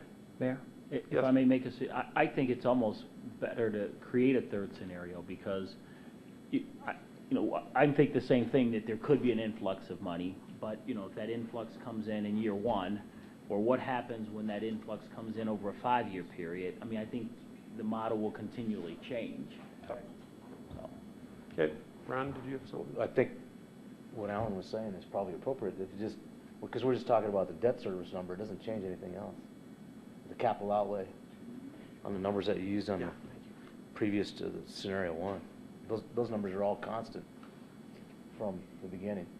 So if that number changes in the beginning, I guess I'm going to sound argumentative, but that's fine. if I may, when I showed you all these bill illustrations, you see how these numbers were bouncing all over the place for the different, as long as you allow me to pick one, and your illustration sticks on that particular one. So you need to do it by a specific class. And the one I would recommend is households, single-family household, because that's one's going to impact the most people, and that's one most people are going to be interested in. Yeah, single-family residential. Sam? I have a list of about 10 questions, and I'm wondering what the best format to ask those. Can we convene another meeting, or? Why don't we I do? don't wanna- Why don't you see if you can get those to Robert, and see if we can get those answered outside of the meeting, and if not, then we can call another meeting. And then if I could, I would like to mention one thing that I would like. There's several other questions I have, and I'll ask those later, Robert. But the slides for the scenarios start at 2008, and I would like to go back, perhaps even another 8 years, go back to 2000, if that's possible. What you're looking for, I think you're looking for the rates over the last. Can we establish just a different slide that actually shows the rates, and then maybe incorporate that into what he's doing? Does that make sense, Sam? And I'm also interested in the percentage of the contribution by each class, including Rapid Valley and Ellsworth. Those percentages changed over time, particularly Rapid Valley. I'm interested in a history prior to 2008 of how that changed. Are you going to be able to go back the last 4 years and apply all the principles you did here? A lot of that'll be an ordinance or they'll be an agreement, so we'll just have to do research and try to dig those up. But these weren't backroom deals, these were on paper, in agreements before the council, so as long as we've got a good accounting of that, Well, we'll get it. I guess I'm looking at the consultant because we're basically now asking him to go back out and probably do 20 to 30% more work to establish those previous years, because that's outside the scope of. I guess, are you asking me if I'm capable of it, or if I have enough budget left to complete it? Yeah, that's exactly. Is it going to cost us any more money? The first I can do, the second, that is a very significant effort that he's asking for. Okay. Not, and I don't mean that I Can- don't want can to you, cooperative. Can you differentiate between significant and acceptable? I'm kidding. Right. It's going to be a lot of work. Well, I mean, does this make it a significant impact of what we did before and what we're doing now? I guess if that's gonna make a significant impact, then we need it, but if it's not gonna, not make a difference, but you know what I'm saying? That's true. The past is the past. There's nothing we can do as far as the cost allocations in the past. Right. We could use it for comparison, but I guess. How's that, well, that's what I'm asking him. With that question, and it's not a bad question, what will that do, or is that gonna do anything to do with what we're talking about today? That you think, sir, that we need to do this in order to get to the bottom line of where we are today? Well, I'm not a policymaker in Rapid City, and I'll, caveat that. Right. I guess we always start with the current year just because we want to make sure that all our numbers tie out. But as we look forward, we don't look at some of the trends from the past because we're trying to establish what we recommend that you do prudently moving forward. At the same time, I know trends can be and policies can be set based on what's happened historically, and so I'm not insensitive to that. It's just we've never done that before. Okay, and that's what I wanted to know, if you ever done that before, because if it was significant, it's a good question, because it might impact what we need to know today. Yeah. But Yeah. thank you. The rates would be fairly simple, though. Yeah, the other spreadsheet you asked for is not. Okay, but I mean, but Or actually yeah. going back 4 or 5 years as far as the rates, that wouldn't be a Yeah, big or effort. even how much revenue they brought to the utility, that's all just reportable numbers. But breaking it But out to is where you run but into the trouble. hard part, the COSA takes me about half of the overall project, was trying to just take all those costs, and I told you I didn't present that very much, but it's functionalization, classification, allocation. It's a really elaborate process that we have to go through to allocate costs to user classes for individual test years. Okay. Yeah, yeah. Karen, did you have a question? No, after this discussion, I mean, I am a little concerned about the commercial users because I don't think we could be insensitive to the fact that I didn't know how difficult it was to have a scenario for commercial users, only because as we talk about economic development, what impact, what does that speak to what industry in our community is, Right. what's happening The to them? difficult thing about talking, as far as plugging in one of the categories as far as industrial users is if you do single-family homes, that's well-defined. If you go to the commercial side, at least what I saw, there's multiple layers within the commercial side, and it depends on whether you're a big bulk user or not. Yeah. And so I You don't could have know. an art studio using the restroom twice a day, or you could have a industry or a commercial that actually runs water through as part of its process, and they're just not homogeneous in So their in a ways. practical sense, that's a hard thing. Very hard, yeah. Okay. Lloyd? Oh, I was just gonna say, I think we discussed this at some of the meetings, that like if a potato factory come in, we'd probably contract out the rates with them, because it'd be a high usage. Any other, Sims, are you going to get with Robert with your questions? Okay, thank you. And then Robert. Mayor, just. Yes, Malcolm. I'm just thinking about what Sam said, looking back from a historical perspective to see, what the trend lines have been. I think they'll be different, because I think we just started raising rates again 3 years ago or 4 years ago, and the 3 or 4 years prior to that, we were really taking from the enterprise fund to prop up, the utility. So, I think that creates even another mixed bag of do we really look back and get a real historical perspective? I don't know, because we didn't increase rates over the last 8 years totally. So it's only half of that time that we did it, so. Okay. Well, maybe that's the point, Malcolm. We haven't raised the rates, and if people could see that, because we haven't raised the rates. I mean, we're kind of in this fix now, and I don't know if that's where you're going, Sam. No, I'm saying we have, but we haven't, for that total period, we haven't. So, I mean, you know, if you start to segment, then that's a different segment, about 8 years ago as opposed to what happened 4 years ago. Well, and I think there again, the rates would be easy to determine. That's the easy part. The analysis going into establishing the cost of providing the services versus the revenue per each category, that's where we'd probably run into trouble as far as having him come back and stay within his contract.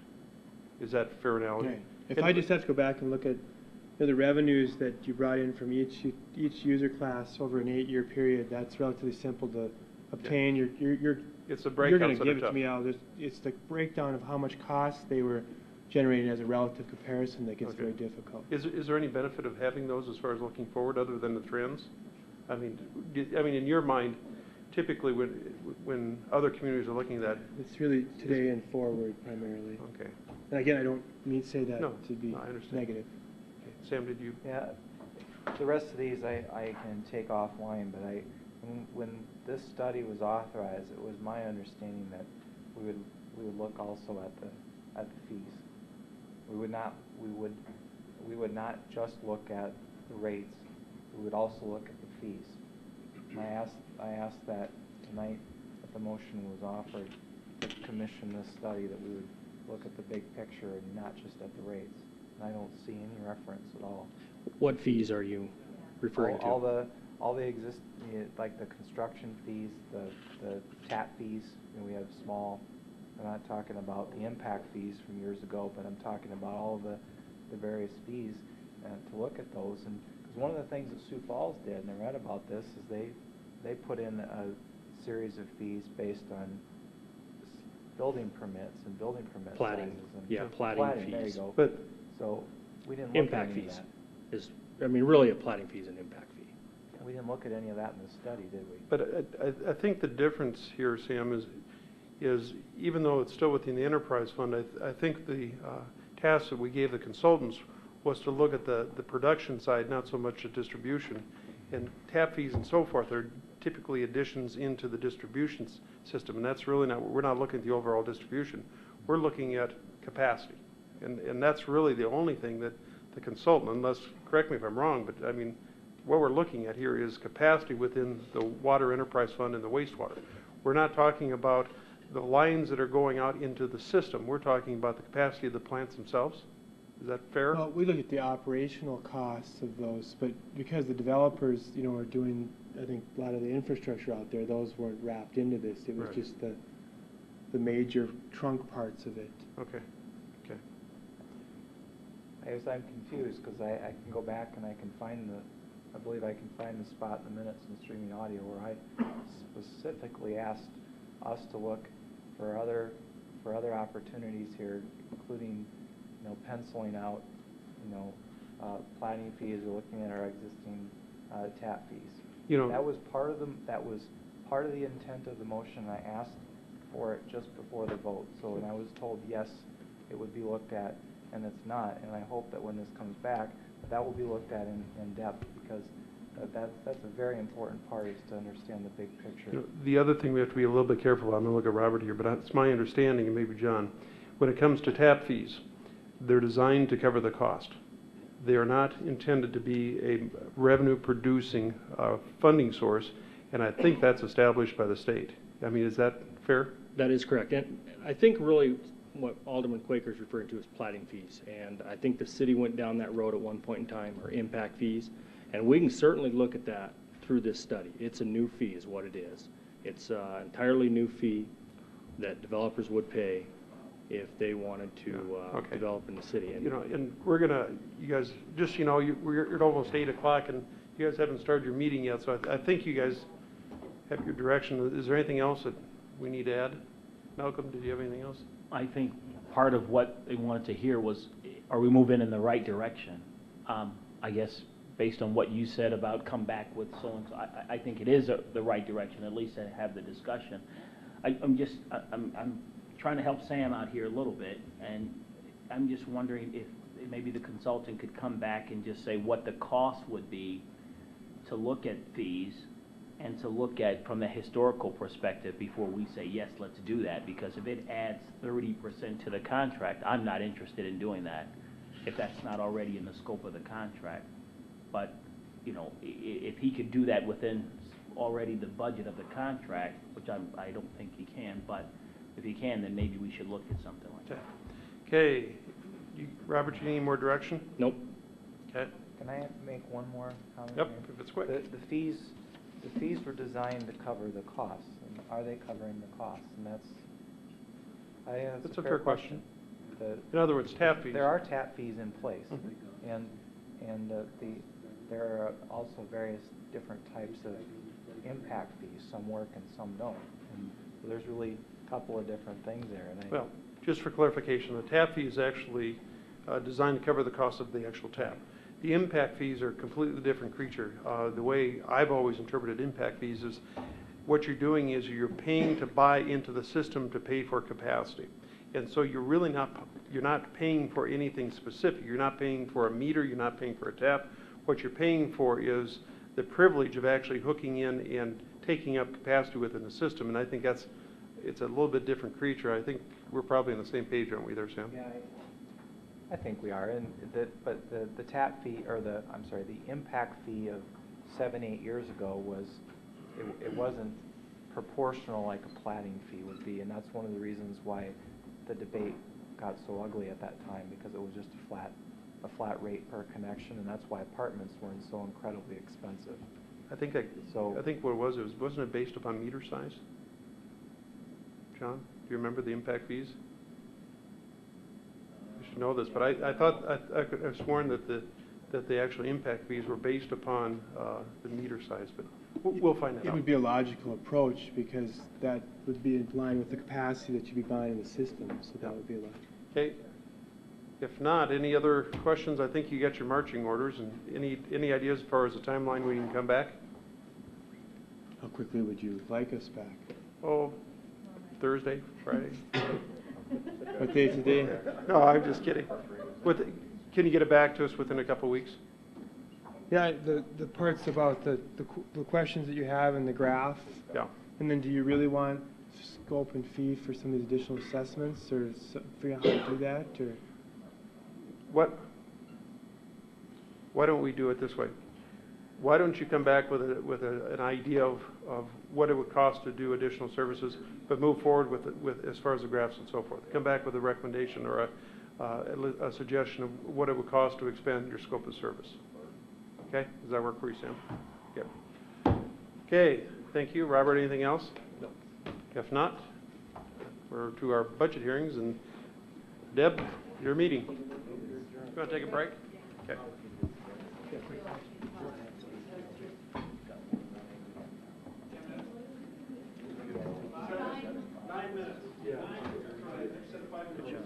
Thanks.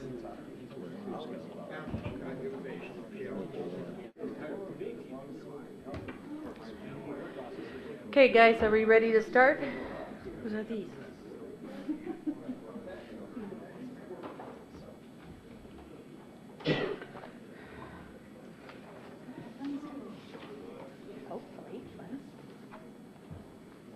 Okay.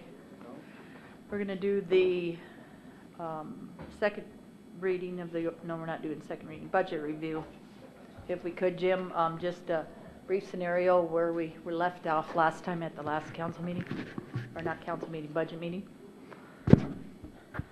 Thank you, Madam President. If I could go ahead and start, there's about 3 things I want to quickly go through. The sheets that you have in front of you, just so everybody's playing off the same sheet. On the left-hand side, it talks about what the item is. Like the first item is the CPI, Consumer Price Index.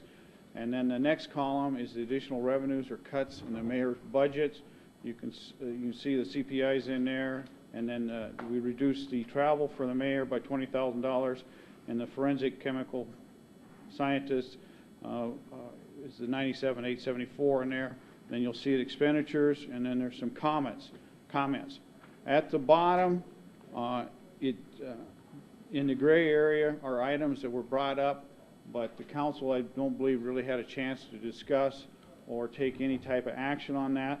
I will tell you this is different than the one that I presented at Legal and Finance, and just point out those differences where the fourth item down, where it says library, last week that had read the growth management for a computer system there. That was changed to the library, their inventory control and cataloging tools. And then under the airport, Mr. Humphreys had forwarded some additional information as far as the positions. The FTEs have been approved here just recently, and then the FTEs to include the salaries and the benefits, that figure was adjusted somewhat. So in the gray area, that is different, but nothing was changed from the action that the council took a little bit ago, or within the last week or so. The one item that I would like to do, and then I would like to turn it over to Mayor Hanks for a minute, is the forensic chemist. At Monday, at the council meeting, there was a letter presented as requested, and with that, I believe everybody understands that there is a cost savings, but we had already accounted for that in the mayor's budget. So by putting that figure in here again, we are double dipping or double counting the revenue side. So my first suggestion would be we go in and erase that $97,874. And I guess I would do that unless there's need more explanation on that or objections. Council, what is your suggestion on this? Yeah, if it's already in the Karen, budget. please. If it's already in the budget, it should just be removed from. Okay. There's been a motion and a second to remove this from the budget. Is there any discussion on that? Not to remove it from the budget, just remove it from the spreadsheet. Oh, spreadsheet, I'm sorry. Thank you, Sam. All in favor say aye. All opposed? Motion carries. And Jim, our deficit is 59,047? Nope, 38. 38? 38,827. 38,827, council members. And if I could turn this over to Mayor Hanks and then. Alan Hanks, Okay. Mayor Hanks. A couple things. First of all, little bit of good news. We did get word from Julie Pearson from the Pennington County Auditor's Office. They did finalize numbers. They also made adjustments to the dollar amount of taxes that we received through what they call what am I looking for? Centralized assessments. Yes, centralized assessment for utilities. And basically what that means is the fact that you have certain utilities out there, whether it's a water utility, whether it's Black Hills Power, the railroads and so forth, they are not assessed at the county level. That's actually done at the state level. So what will happen is the state will actually take that information, and then once they have it all put together, then they'll ship it out to the county, and then the county applies the mill levy to that. The fortunate thing is there has been an increase in that, and between that and the growth side, and now there again, keep in mind, there's the appeal process through the county side as far as assessed values. So the numbers that we were using were not firm numbers. They were always projections. Well, they've gone through the appeal process. The appeal process is done now. Now the county has good, solid numbers. And so what we're saying is there is going to be an additional 40,000, Jim, I don't have that paper. $760. Right. $40,760. So that covers the shortfall, right? We would You have a have the question? ability, if the council so chooses, to add that back in on the revenue side. Okay, thank you. So at this moment, do we want to take suggestions from the council, add that in, or that would be added? So your suggestion would be to add it to the CPI, or just add it in? Well, just we'll as add it is? down to the spreadsheet. It'll show up here, and that'll give you an idea where you're at as far as how close you're at. But in essence, what it would would not only be part of the CPI, but it would also be part of the growth factor. So the CPI is only a small portion of it. The centrally assessed property increase plus growth plus the CPI, that's where that $40,000 comes from. So the motion would have to be that we would take the centralized assessments from the county at $40,760. Nope, you don't have to do any of that. We just do what in order to bring this in? Basically, what you put it on your spreadsheet, and you've already made the determination that you're going to take the CPI plus growth. The growth comes automatically. You've already made the decision to take the CPI. So as long as everybody's agreeable to that, unless you basically change your mind on that, we can add the dollar amount in. Okay, so what would the dollar amount be added into? The 337, 344 would be what? Can we put it up there and we can show you? Right, would be added in It grand would- total of what? Yeah, there you go. Oh, you put it in the wrong column, Jim. Oh, my mistake. Here. There we go, thank you. Okay, thank you for doing that so the council can see that. So now you got $1,900.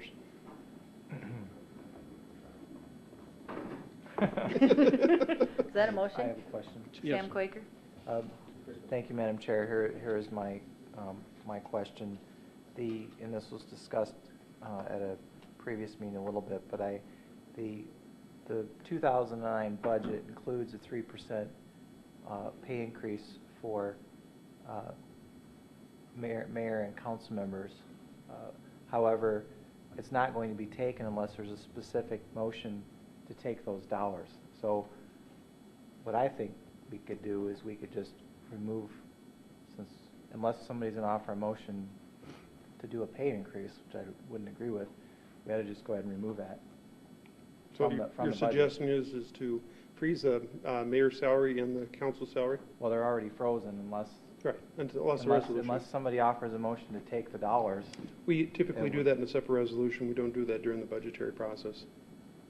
We've What always I'm done that saying is we separate. could increase there's already a motion, there's already a resolution on the books that freezes the pay. What I'm saying is that there's a pay increase that's been included for '09 if the council so chooses to take it. Well, we're not going to take it unless somebody offers a motion to take it, so let's just remove it from the budget. It will amount to, I can tell you, it'll amount to about $8,000. I believe is what the dollar amount will be. So, Does that include the mayor's? Yes, that includes the mayor's salary. could we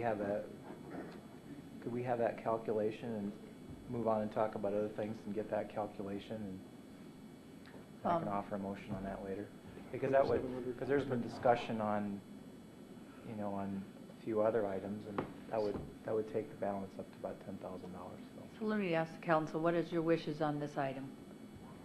Or do we need a motion to see if it passes? Malcolm Chapman. Just have a question. I know we did it by resolution, like Sam's saying, so if we just pass this, then that calculation would be done and it would come out, am I correct? I'm sorry. That calculation would be done and it would just come out. We wouldn't take the pay raise, is that correct? If we just approve what we have right here and said, let's go home. You still haven't approved the pay raises. So it's a moot point. It's a moot point. Unless we want to do something else with that additional money. Yeah. Okay. Okay.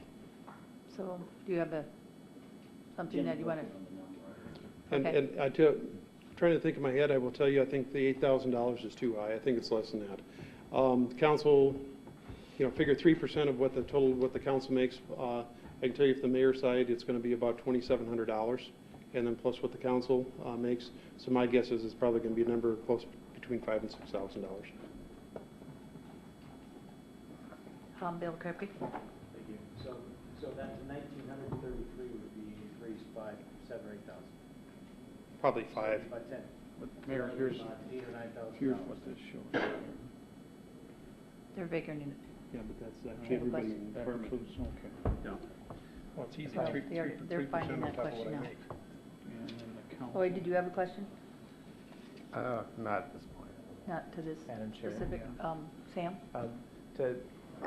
I'm going to assume for the moment that there will be $5,000 or $6,000 that would be available. And if I'm wrong, the city finance officer can correct me. But I would like to offer a motion to set aside $6,000 in a police department line item for the Front Porch Coalition. There's been a motion on the floor for the $6,000 to be, okay, for the Front Porch Coalition. Discussion, please. Malcolm Chapman. I'm going to vote against that motion simply because I think we're spinning our wheels here about this subsidy stuff.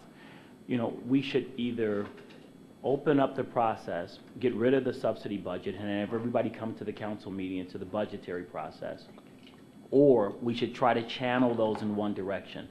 Because, I mean, if we're going to start trying to parcel out to the nonprofits like that, there are other nonprofits that come, I think, throughout the year and say, well, you know, I'd like to be a part of this. Well, and I think that the Front Porch Coalition does great work, and I'm not challenging them at all. I'm challenging the process that we put in place, and it was to keep everyone from coming to the council. So I will vote against this motion, and I would urge the council to do so.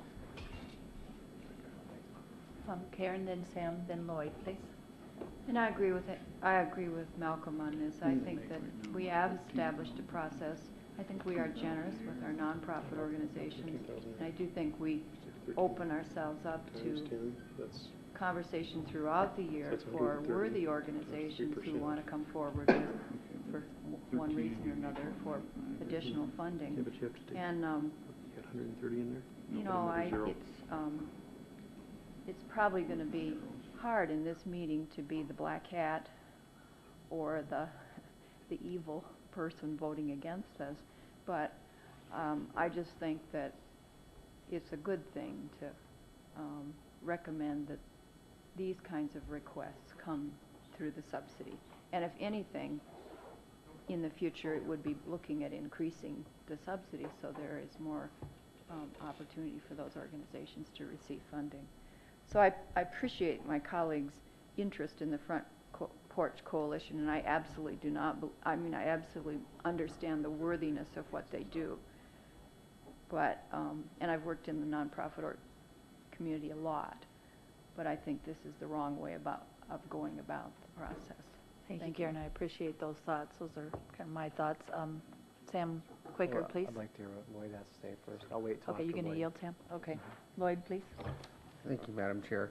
I guess, you know, I think we've worked through this with the Front Porch Coalition through our other past meetings, and we broke this down to 12 important items on our budget, and I think this council's worked hard to break it down to that 12, and we had questions on down to 3, and that's why we're here today.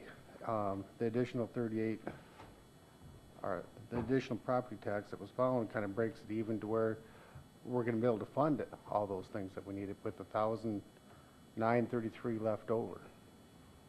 I think you guys have done a good job. I think, you know, if we tried to dilute this and start breaking these things back down again, we're going to have a long night ahead of us, because we're going to finish this tonight, folks. He's my assistant. Hold on just a sec, Karen. So, I mean, that's my feeling on it. I think you guys have done a good job. We're working hard on this. We got the subsidy committees coming up, and we've heard all the information. We'll work with them. I'm sure we will. But we are going to get done tonight. Anything else, Lloyd? Thanks, Coach. Sam, please. I would like to withdraw my amendment, and then I'd like to make a comment, if I could. Okay. Is that okay with the secretary who's going to withdraw? Okay, Sam? My goal here is and I know that Wavy was receiving $6,000 in subsidy funds, and I realize that can fluctuate every year based on who all applies, but I would encourage those that sit on the subsidy board, mayor and council leadership, to ensure that this organization is duly recognized for their partnership with the police department. So my goal is to draw attention to that need, and I will withdraw my motion and ask for due diligence during that subsidy selection process. Thank you. And me and Lloyd are on that, and I can say I will be looking at that closely. Thank you. The motion has been withdrawn at this point. So if we have something else we want to share or put on the floor, that would be good, but this motion has been withdrawn. We do have Bill Krepke next, please. Well, it had to do with what Sam was talking about. Having been part of the subsidy deliberations and whatnot, a lot of that stuff has already been predetermined. I mean, we say we give both sides $100,000. Well, you and I know for sure that not $100,000 can be just divvied out to new people. I mean, there's most of that stuff has already been accounted for. You take the arts, you're looking at $58,000, $60,000 out of that 100,000 is already spoken for, and I don't think anybody's going to say, no, I'm sorry, you're not going to get funded this time. I don't think we got the political will to do that.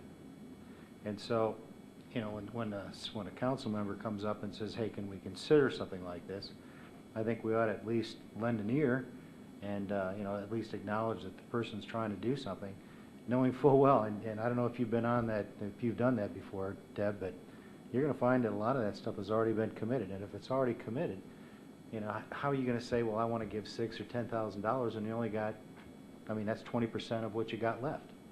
So rather than just shift it off to the subsidies committees to fix this and to find it, it may not be there. And so, having said that, you know, you already withdrew it, but, you know, I would ask the group here to reconsider a special request from another city councilman to consider this. Malcolm's next, please. Thanks, Bill. Thank you, Madam Chair. Well, I sat on the subsidy committee for, I don't know, 3 or 4 years, and the side of the equation that Bill's talking about is the arts side that has, and it's not $50,000 or $60,000 that's committed. It's a very small amount that's committed. It says somewhere that we will maintain a ranger band during the summer, but the majority of those funds are not committed. Now, he's right, if the subsidy committee has the will to make changes, that's a different story, but the vast majority of that money is not committed, and that's that side. Where the Front Porch Coalition would be going is the other side of the equation, where there's not commitments. There are not commitments made on that other side of the equation. And we know, as Sam said, and as I said a few weeks ago, that there's a freeing up of $6,000 based on what was given last year, because Wavy will not be in that mix. Now, should that money just go to Front Porch Coalition, I leave that to the subsidy committee. I wouldn't think that this council should say, give them $6,000 out of the subsidy. You do the work that you have to do. Renee Parker is on that, and she has her finger on the pulse of who's receiving what grants on the human needs side in this city, so she knows, and that money should fluctuate throughout the course of years. So I'm comfortable with sending them to the subsidy committee. Thank you. We have had the motion withdrawn, but it sounds like the council still wants discussion. We're on Jim Preston, Karen, and then Ron Kroger and Ron Weifenbach. I will yield to the mayor if that's all right. You're not on the list. Just kidding. Go ahead, Mayor. Just a point of clarification. I just want to remind everybody, while the subsidy committee will go through and look at each one of the applications, it's the council that makes the final determination where that money goes. There you go. If there is a consensus on the council that is contrary to the recommendation that's brought out of the subsidy committee, they have every right to change that recommendation once it hits the council. So. Thank you, Mayor Hanks. Jim Preston, did you want to speak? Yes, ma'am. Thank you. I just wanted to go down to the gray portion of that. Just some comments that I guess I would make, maybe help try to move this along. And I'm sorry, it's hard to read when you put a gray area there in small print, but the fixed asset software for finance, the Parks and Recreation software for scheduling, and the library scheduling are one-time expenditures. And since we are so tight on this, we may have some one-time money, possibly sell some land or something like that, and so possibly we could just come back and discuss that at that time. If we end up with some one-time money, that would be my suggestion. The one that I think I do have to mention is, it seems like there was a lot of consensus from the council last time to place the portable toilet someplace into the general fund, and I think I'd be remiss with Jerry Cole, because I promised him I'll bring up portable toilets. He said the word of the day is portable toilets. And Ron Weifenbach would love you. Okay. And then I read the rest of those items are non-impacting on the general fund, and I guess if I'd like to have an opportunity to explain those at some point, or if you don't need an explanation, just go ahead and approve them. But they do not affect the general fund. In other words, the figures we got up above, and I certainly can can explain those, but I certainly would like some sort of action on those. Thank you, ma'am. Okay, so what kind of action were you thinking you needed on those, Jim? For the Civic Center, the event coordinator, and then the water billing clerk, and then the airport, the operations supervisor, maintenance supervisor, and the operation techs, and then a full-time cashier in the finance office as opposed to the temporary, and that it's paid out of enterprise funds, essentially water reclamation, solid waste, and PLMA. So you're, And I'd like to see all those approved and placed into the appropriation ordinance. the appropriation, Ordinance.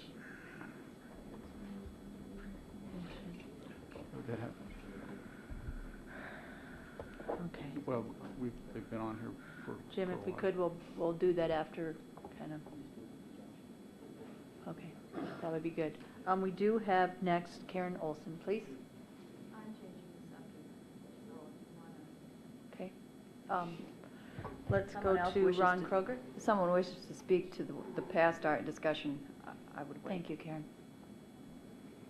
I do want to just speak briefly about the subsidy committee, and the mayor's exactly right. It's the 10 members of the city council that approve who's going to be funded out of there. Not the subsidy committee is just a recommending body, but there is something that we really need to look at, not this year, but next year. If you want to free up some money in the subsidy committee, would be to look at taking the 2 senior citizen centers, Canyon Lake and Menaloosahan, which are always funded out of the subsidy committee, and put them on a regular line item for the budget.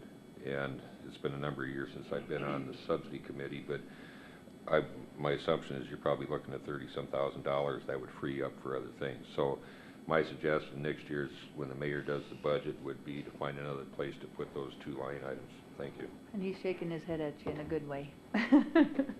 Ron Meifenbach, please. Thank you, Madam Chair. I just wanted to talk about porta potties, so I think Jim touched on it. Okay. Thank you, Ron. Okay. Looks like we've disposed of that, despised of it. Sorry, I'm getting a little tired, Council. Other issues that we'd like to talk about? Ms. Karen? Thank you. I just had a few questions for the forensic chemist. Had we determined now where at what level this position is? And then I still had a question about, will the forensic chemist, with the qualifications as I understand them, own the same level of credibility in the courtrooms kind of situation and other situations where this individual testifies? Because obviously Dr. Luinga, with, he has a PhD and then he has additional advanced hours in chemistry and a long, expertise. And so that when we're talking about this position, do we feel like that this in every way, or at least sufficiently meets the needs of why this position is being created? Did you understand the question? Yep, I think there's 2 questions. Thank you. 2 questions. I'll take a stab at both of them. One is the question on the grade, and we'd advocated and brought forth a grade 22 is what we were proposing, and I think we're instructed to bring that back to the next legal and finance, if I remember right, and we'll do that. And that's based on lengthy discussions with Dr. Luinga and looking at industry standards, et cetera. And then in addition, and I know Captain Hoffkamp is here and he can chime in if I missed something from the police department's perspective, but in the discussions with Chief Allender, Dr. Luinga was very comfortable with, we're requiring a master's degree as a minimum. Dr. Luinga was very comfortable with that. We also looked at, it comes from my background at DCI, looking at the forensics examiners in our state crime lab plus the state health lab. That level of education is consistent with that. So, and they have credibility in the courtroom. So I assume this position would have the same level of credibility in the courtroom. So, Karen, did you get your? Yep. Okay. Ron Weifenbach, please. No question on that? Okay. Ron Kroger? Say, Jim, on this gray category down here, these FTEs, we approved the positions this year during the budget process, and I guess when we did that, I just assumed that because these were enterprise funds, they had that covered in their budget. They evidently don't. Is that correct? Jim Preston, please. Thank you, Madam President. The FTE you have approved, but the funding is currently not in the 2009 budget. And we would have to place that in the ordinance, and the mayor is going to correct me here, I think. Okay, Mayor Hanks, please. Thank you. That is correct. We would need to add it into the ordinance through the enterprise fund, but I think the question was, is the dollar amount covered? And the answer would be yes. The enterprise fund has the ability to cover that revenue, so it does not affect the bottom line on the general fund budget, but we would make that adjustment in the ordinance to reflect the additional FTEs that you did approve, both for the Civic Center and for the airport. There you go. So, Mayor, what do we have to do to do that tonight? Nothing. Just sit here? What we would need to do is basically request Ordinance on the appropriations. city finance office to make those adjustments within the payroll and the benefit schedule within those departments. So you would like that added to the, sorry, Yeah, at the end, we want to. what did I do with the schedule? Appropriation Hold on ordinance just a sec. with these changes. So we would add that to the second reading of the ordinance? We'd add the Yes. appropriation? Yep. Sorry. Then my last question, if I may, is I see finance tried to stick an FTE in here that we haven't talked about. So, Jim, would you talk about this FTE? Thank you. I'd love to. I've been waiting for that opportunity. Great question you have there. I see a little lobbying here. What this is currently in the finance office, we have 2 full-time cashiers, and then we have a temporary position that we've been using since June. And the reason and I believe I explained why we needed a temporary previously, is the 2 ladies in there were working as late as 9:30 on a Friday. And that didn't happen just once. That happened several times. There was a lot of overtime being paid out. And it wasn't so much the money we were spending, but we were concerned about burning those people out, and then we wouldn't have, the expertise that we need for the cashiers. So we have been using a temporary in that position. Essentially, what we'd be doing is converting this from a temporary to a full-time position. That has a number of advantages. One is every time you get a temporary, you have to train them, you have to do a background check, you have to go through the interview process and stuff, which takes several weeks, and so you lose time there, and then you lose that expertise after 6 months essentially, because there's a 1,040 rule that you cannot work a seasonal any longer than 1,040, and so it would just make our operation run that much smoother, and we would be able to provide that much better services to the enterprise funds and stuff. So I truly believe that is something that would be very worthwhile to do that. Thank you. Thank you. Did I answer your question, sir? To move this along, this is the budget review, and if there's any changes to the budget review, Ron Kroger? Jim, I do have one other question. How come you put that in such a small font compared to the other ones? It's in the gray area. Do I have to answer that question? Yes, sir. No, I think he's...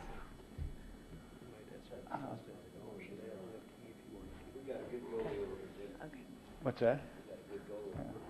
There was a question No, I don't asked know. if we wanted to add We that provide that that list. FTE to Council the does approve. appropriation ordinance. Yeah. Ron Kroger? I can hardly read it.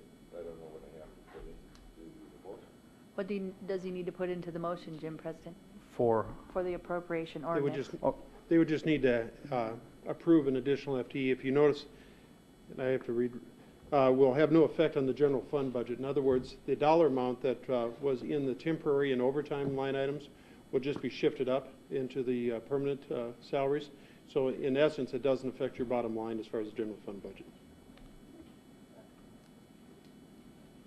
So, What enterprise fund is going to be funded out of? Jim Preston? Okay, it would be from the water, wastewater, solid waste, and PL&A, or parking lot area is what PL&A stands for. And we handle all the parking tickets, lease parking, pay plus water bills, and handle all those things like that. Just so everybody's clear, we're talking about the appropriation ordinance right now. We're not putting it in the budget yet because we haven't approved the budget. but we are talking about the appropriation ordinance, so if you want to add that to it, this would be your time to do that. Are you done, Ron? Malcolm Chapman. I think it's pretty easy. I think as we approve the appropriations budget, just with the inclusion of those FTEs that are supported by enterprise funds, I mean, I think that's the motion that we'll end up making. So I don't think we have to approve anything now, but whenever we're ready to approve the appropriations, just to make sure they include that language with the inclusion of these FTEs that are supported by enterprise funds. Okay, sounds good, Malcolm. Anybody have any problem with that? Any other suggestions? Okay, thank you. Any other changes to the budget review? I'm sorry, did you have your hand up, Bill? I didn't see you. Bill? You never see me. At the end I did. I've got a couple of things that I'd like to bring up. First of all, what about that person that sits down there in the lobby? You know, we've been wrestling with that, and I still see our department heads making an awful lot of money per hour sitting at the counter there, saying go to this place or go to this place. We talked about staffing someone, hiring someone for that position for 8 hours or whatever it was. What's the status of that, and how come it's not on the budget? We have continued to have discussions with the school district. We're looking at a different option. Instead of actually funding it with a person, what we're looking at doing is doing a combination of a smaller desk and actually using LCD screens that we can actually put departments and so forth up there, and also put events. In other words, it'd be almost like a programmable screen where if, say that there was a special council meeting tonight, they could walk in, they could see the screen, and it would say room so-and-so, second floor. And so that's one of the things we're looking at with the school district, but we just haven't got there yet. But they're struggling, and I will tell you, if we want a full-time person down there, we'll end up having to fund it completely out of the city's budget. They have available funds out of their capital budget where they can spend it to actually make the improvements as far as the screens and so forth. Where they're short is actually on the operational side, which includes their salary. So that's why they're very reluctant to add an additional FTE. And that's my point. I wasn't hoping for anything from the school district, but what I was hoping for is that we would just do this. You know, I don't know what it's going to cost per year to have this person to pay for this. Do you know what it is offhand? Well, I can certainly $30,000? I can certainly take a shot at it. My guess is they'll probably come in and probably a grade, what, 14 maybe, Jim? I mean, I'm taking a shot in the dark here, but if that's the case, you're probably talking about a position that's going to cost with benefits somewhere in the range of around $35,000. Kevin's shaking his head up and down. Is that It'd be about right, in that Kevin? area. And so that leads me to the next question, and I'm going to ask you. Oh, and my apologies, I just want to make one clarification. Keep in mind, that's to pay someone 40 hours a week. Right. The problem with that is the fact that we run a lot longer hours than 40 hours a week. To give you an example, the finance office opens their door at 7:30 in the morning, and they'll run till 5 o'clock at night. And so you're not talking about a 40-hour position. You're talking about having to probably have a full-time position, possibly a part-time fill-in, unless we can do that with volunteers. And the problem is once you start paying somebody, you're not going to get any volunteers anymore because they're going to want money. And we don't need to staff that 24/7 anyway. You know, we just don't need to do that. But the bulk of the times, you know, we've talked about this, and we see our department heads down there, and it's like, what are we doing? And so if it's going to cost us $35,000, then, you know, let's. Let me make a suggestion, and that is the fact that I think that probably within the next 30 to 45 days, we can probably have a recommendation for you. And it'd be my recommendation is if we're going to do this, honestly, don't wait until January 1. We can implement this still in the 2008 using a supplemental, and then actually if we need to, we can go back and supplement the 2009 if we decide that's what we want to do. Because we've been talking about this thing for 6 months now, at least. Try a year. Yeah, okay, I was being kind. And that leads me to the next question, and I'd ask you to go to your office and get your crystal ball. But, you know, we're talking about sales tax. And what rate did you use for the 2009? Was it 4 or 5%? 5 point, it was 4.5, but compounded, what did it actually come in at, Jim? Because we use that formula. Jim Preston, please. Sales tax, what are we using for an increase in sales tax revenue, '08 versus '09? Actually, what's the sales tax rate that we use for 2009? Is it 4%, 5%? You mean for the 2008 budget? No, 2009. Okay, he's going to get that exact number for you. If I could. Tim Preston?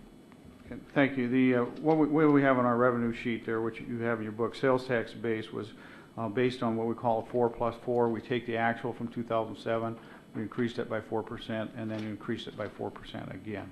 So far as what percentage that really works out to be is, you know, it'd be awful close to 8% over our actual in 2007. And so, But what he's asking is over, what are we projecting, well, there again, we don't have the 2008 numbers. okay.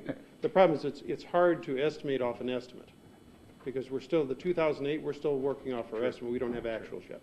Okay, so 2007 is what we have. Right. That's what we got, so. What we did was, we carried forward basically a sales tax projection of an increase of 4% into 2009. So based upon the actuals in 2007, we applied that to the 2008 estimate, and then we applied it again to the 2009, so 4%.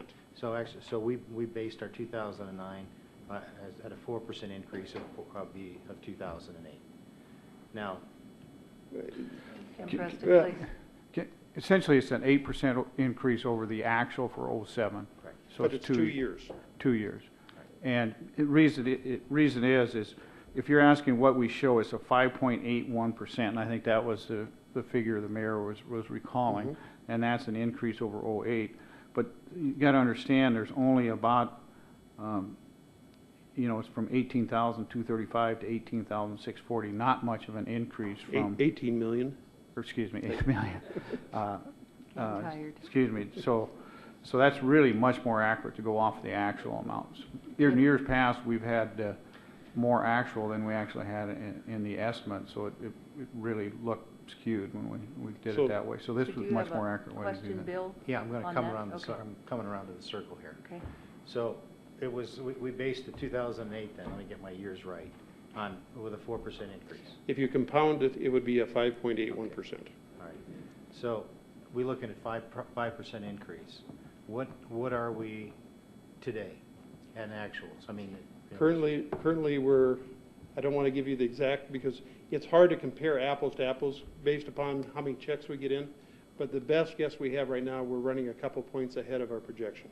So we're about 7 and Is that some fair, is Jim? 5. Yeah, we'll probably actually run a little bit better than that, I think. I was trying to be conservative. Okay, well, thank you very much for doing that. But again, you never know until the end, but we are doing Surprisingly quite well. Surprisingly well. As a matter of fact, I told the mayor that if it comes out what he said, I'll tell everybody, mayor was right and I was wrong. But And there was a dinner involved in there too, don't forget. Well, so I guess the point is, you know, I'm looking at 2009 budget, and we're saying it's really tight. You know, we've got $1,000 left over. You know, I'm looking at Cabela's, I'm looking at Rushmore Crossings, and I'm looking at a lot of different areas that are going to increase our sales tax that we never had before. And we are growing. We have more people coming in here. If you look at our poll numbers, it's about 2, which is phenomenal. And probably when we get this thing going, it's probably even going to be higher than that. So the point I'm making is that, you know, maybe we can think about using a little bit more than a 5% or a 4% increase. Now, if you're saying it's 7 or 8, not really 5, then what's next year is going to be? And you know, I know we want to be conservative, but I guess where I'm coming from is that, you know, we got this person down there at the desk. We have this enforcement person for the police. You know, should we be a little bit less conservative, perhaps? And as we look, I mean, we're talking, you know, if it's 4 or 5% higher, then, you know, that's pretty significant money. I'm going to say something that Jim's going to just cringe at. I think I'm accurate when I say this, is the fact that the difficult part is the fact that not only do you have to consider the proposed increase in the '09 budget, but the fact that there is a compounding factor based upon what the actuals come in 2008.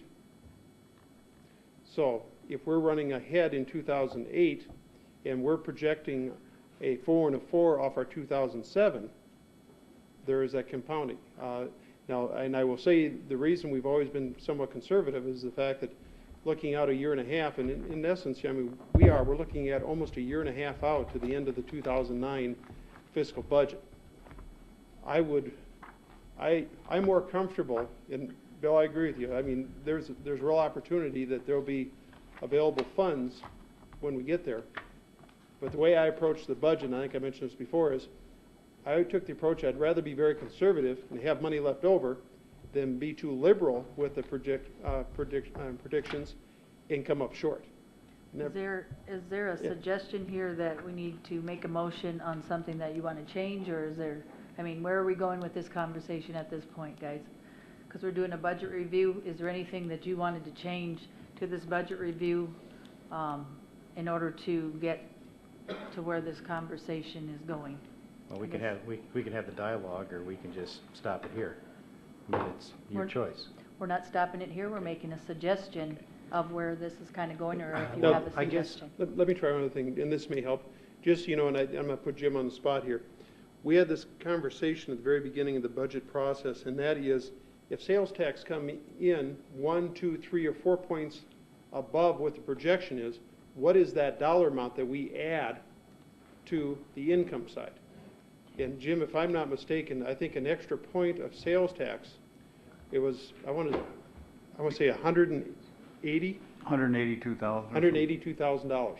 So, if it's a desire of the council, if they see the crystal ball coming in at 5% and not 4%, you theoretically could put an additional $180,000 on the income side of the ledger for every point. Well, the flip side of that is that it's nice to have it back, but I know from the short time that I've been on the city council, I know some of the things we purchased and we scratch our head on, because we do have the money. And so is it better to spend it on things that we really think we ought to have, or wait and spend it on things that we scratch our heads on? So that's my point. I guess I'm opening this up, or I'm throwing this out to everybody to see where we want to go, and if we don't want to go there, then that's fine.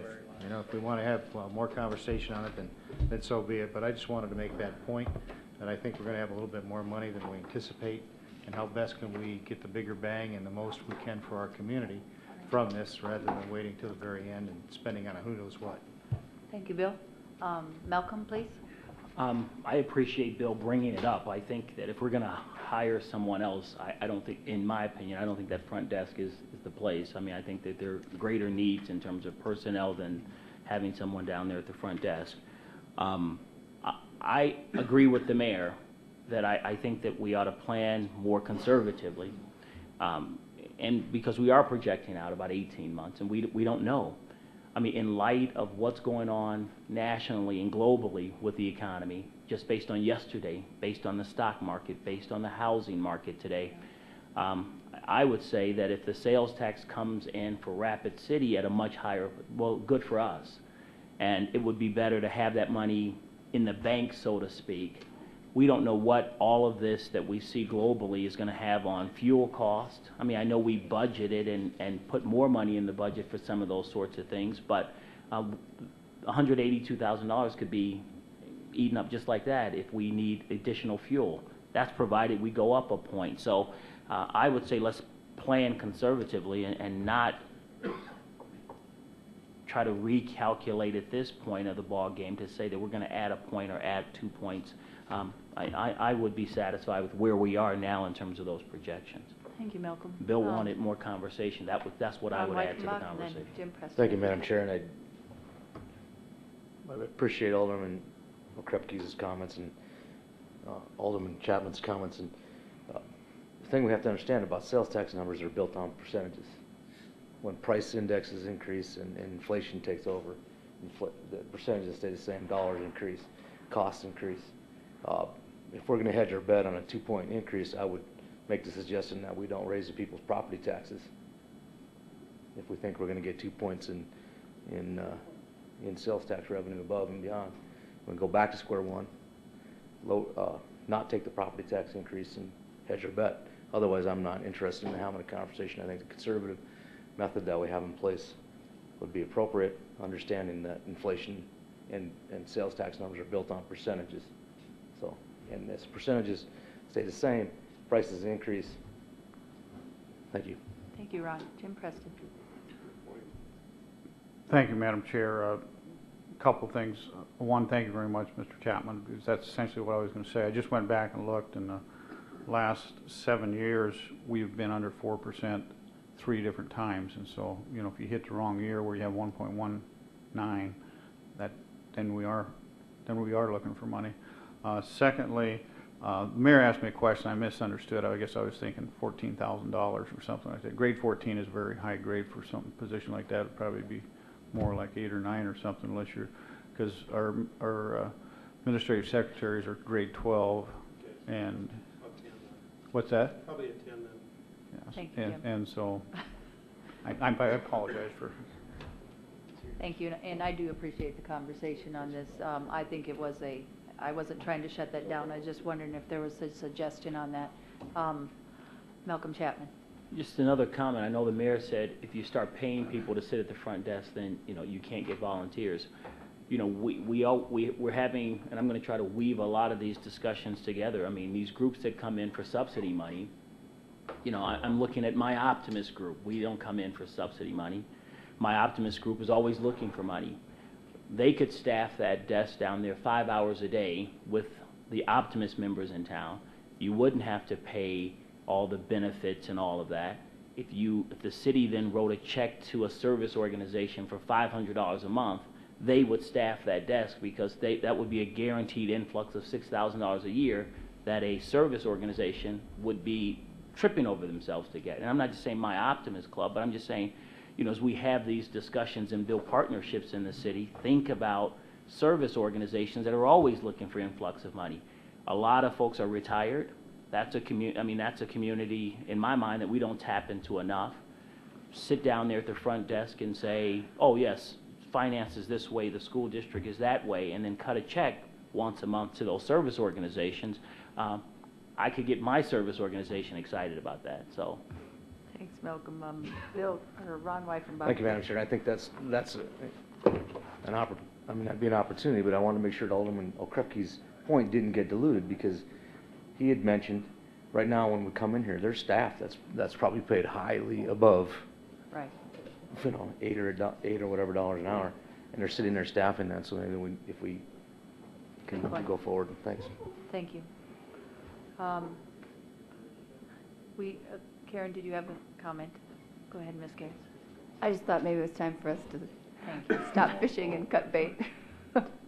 We're calling the question, but Or can go stop to the cutting the bait and fish. Sorry. We don't.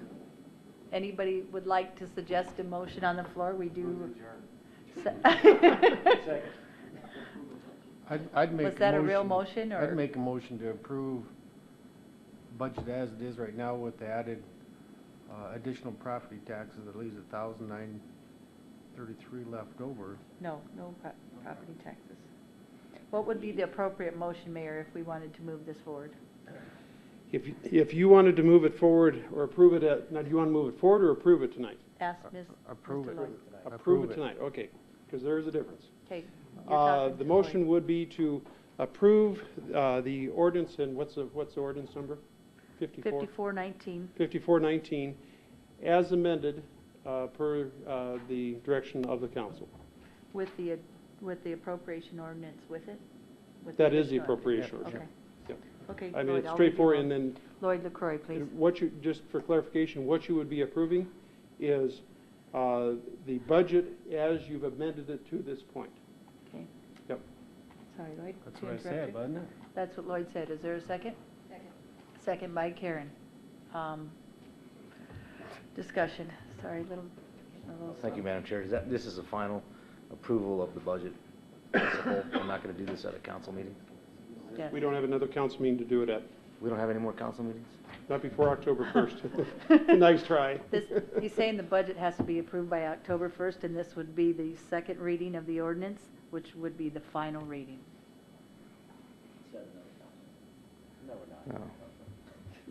No. Sam Quaker, please. Thank you, Madam Chair. Does the motion include the addition of the five, how many FTEs? 4 or 5? The appropriation? From enterprise, that includes that?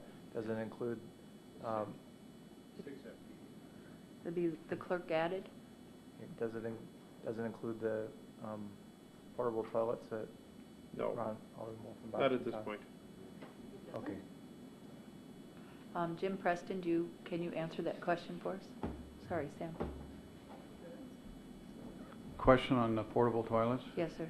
Okay, as far as I know, you've not placed them in there, and I've not added one to the list here. Okay. Sam, did you have another question, a follow-up on I that? just wanted to clarify that rows 26 through 29, the fixed asset software, Parks and Rec software, library, and portable toilets are not included. That is correct. But the lines below that, 31 through 36 are. Yes. Thank you, Sam, for that clarification. Ron, toilet guy? Ron Weifenbach? Who's that? Where are you going to get the mic? From the crystal ball? There's no room, so I guess. Jim, can I ask a question? I have an idea. Okay, so far we have on the floor, if I'm correct, and a second, we have the approval of 5419, the order second reading, as amended, with the 26, what was it? No, just the FTEs and the portable toilets. Number 30 through 36 added to it, if I'm correct, Jim. And we do not have the portable toilets. Was the portable toilets in this? No. And that's without the portable toilets. Yes. That's, Well, you're gonna go upside down then. We're about You're gonna go upside down in your $18,000. budget. okay, guys, so we have a first and a second without the portable toilets at this point. Did you not want to second it without the portable toilets? That's what's on the floor right now, without the portable toilets. Have an amendment. Okay. Did you want, I don't think Lloyd wanted to amend that, so at this point on the floor is, okay, we have a first and second on that first amendment. Is there a substitute? Thank you, Malcolm. I would make a substitute motion that would include the portable toilets in Is this. there a second on that? I'll say. With a second. Okay, discussion, please. Sam Quaker. I'd like to make a suggestion, and tell me, Jim and the mayor, if this is something that might not work. But line 14 is the maintenance supervisor for parks, $69,600. If we would hold off on hiring that position until the height of the season, hold off and try to make do until April or May, then that would free up $20,000. Is it possible to hold off on hiring the $69,600 maintenance supervisor position until mid to late spring, which would free up 20 grand? Okay, did you hear the question, guys? The portable toilets aren't used till the summer, though, in those times, so. Can you put it out till springtime? Yep. And then reduce it by about 20,000. Sorry, I Ron. guess the short answer would be yes, that's possible to do that. It will, we have things ready to go if this is passed to advertise and try to get hired soon after the first of the year. If we waited till March 1st to do that, the urban forester will miss his opportunity this winter to begin his cruising of the trees of the city. We have some Skyline Drive areas that really need to be cruised so we can get the state in there to start cutting. Same thing as M Hill. He would still continue to be the operations supervisor during this time, but yes, it is possible. Mayor Hanks? Two things. First one, I just have to say it's somewhat ironic that we're to the very end of the budget and we're talking about toilets, but just a suggestion. Was that a quote? Just a suggestion, because not only is there a question as far as the toilets, there's also a question as far as fixed asset software. There's also the upgrade for parks. Without adding the portable toilets, you do have a balanced budget. We do have our revenue is coming in actually fairly well, and my suggestion is possibly consider looking at those items after the first of the year and doing a supplemental on those, because we'll have a better idea of where we're at as far as cash flow. Okay. Yeah, I mean, Ron Weifenbach, please. Thank you, Madam Chair. I would just like to ask Jerry Cole where those portable toilets are needed, because the park in my ward has concrete toilets. So golf courses is for the other parks. Golf courses. Jerry Cole? Oh, that's enterprise part of it, you're right.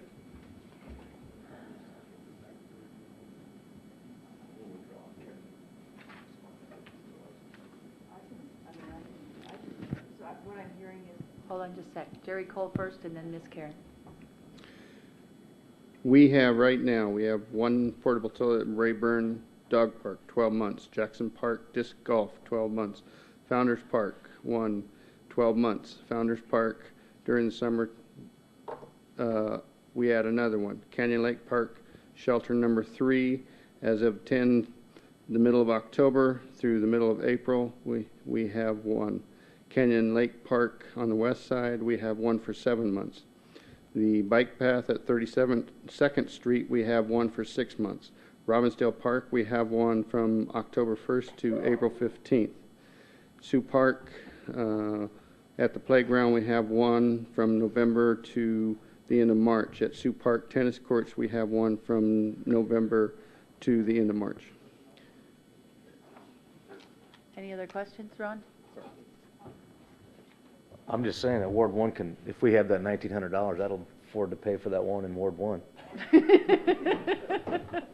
I think I heard a motion to withdraw, or Mr. Weifenbach said that we were going to withdraw this motion. Karen, were you going to second that and take your motion off the floor? Karen, please. Well, I'm just listening to Jerry's conversation. I'm more confused than I was before.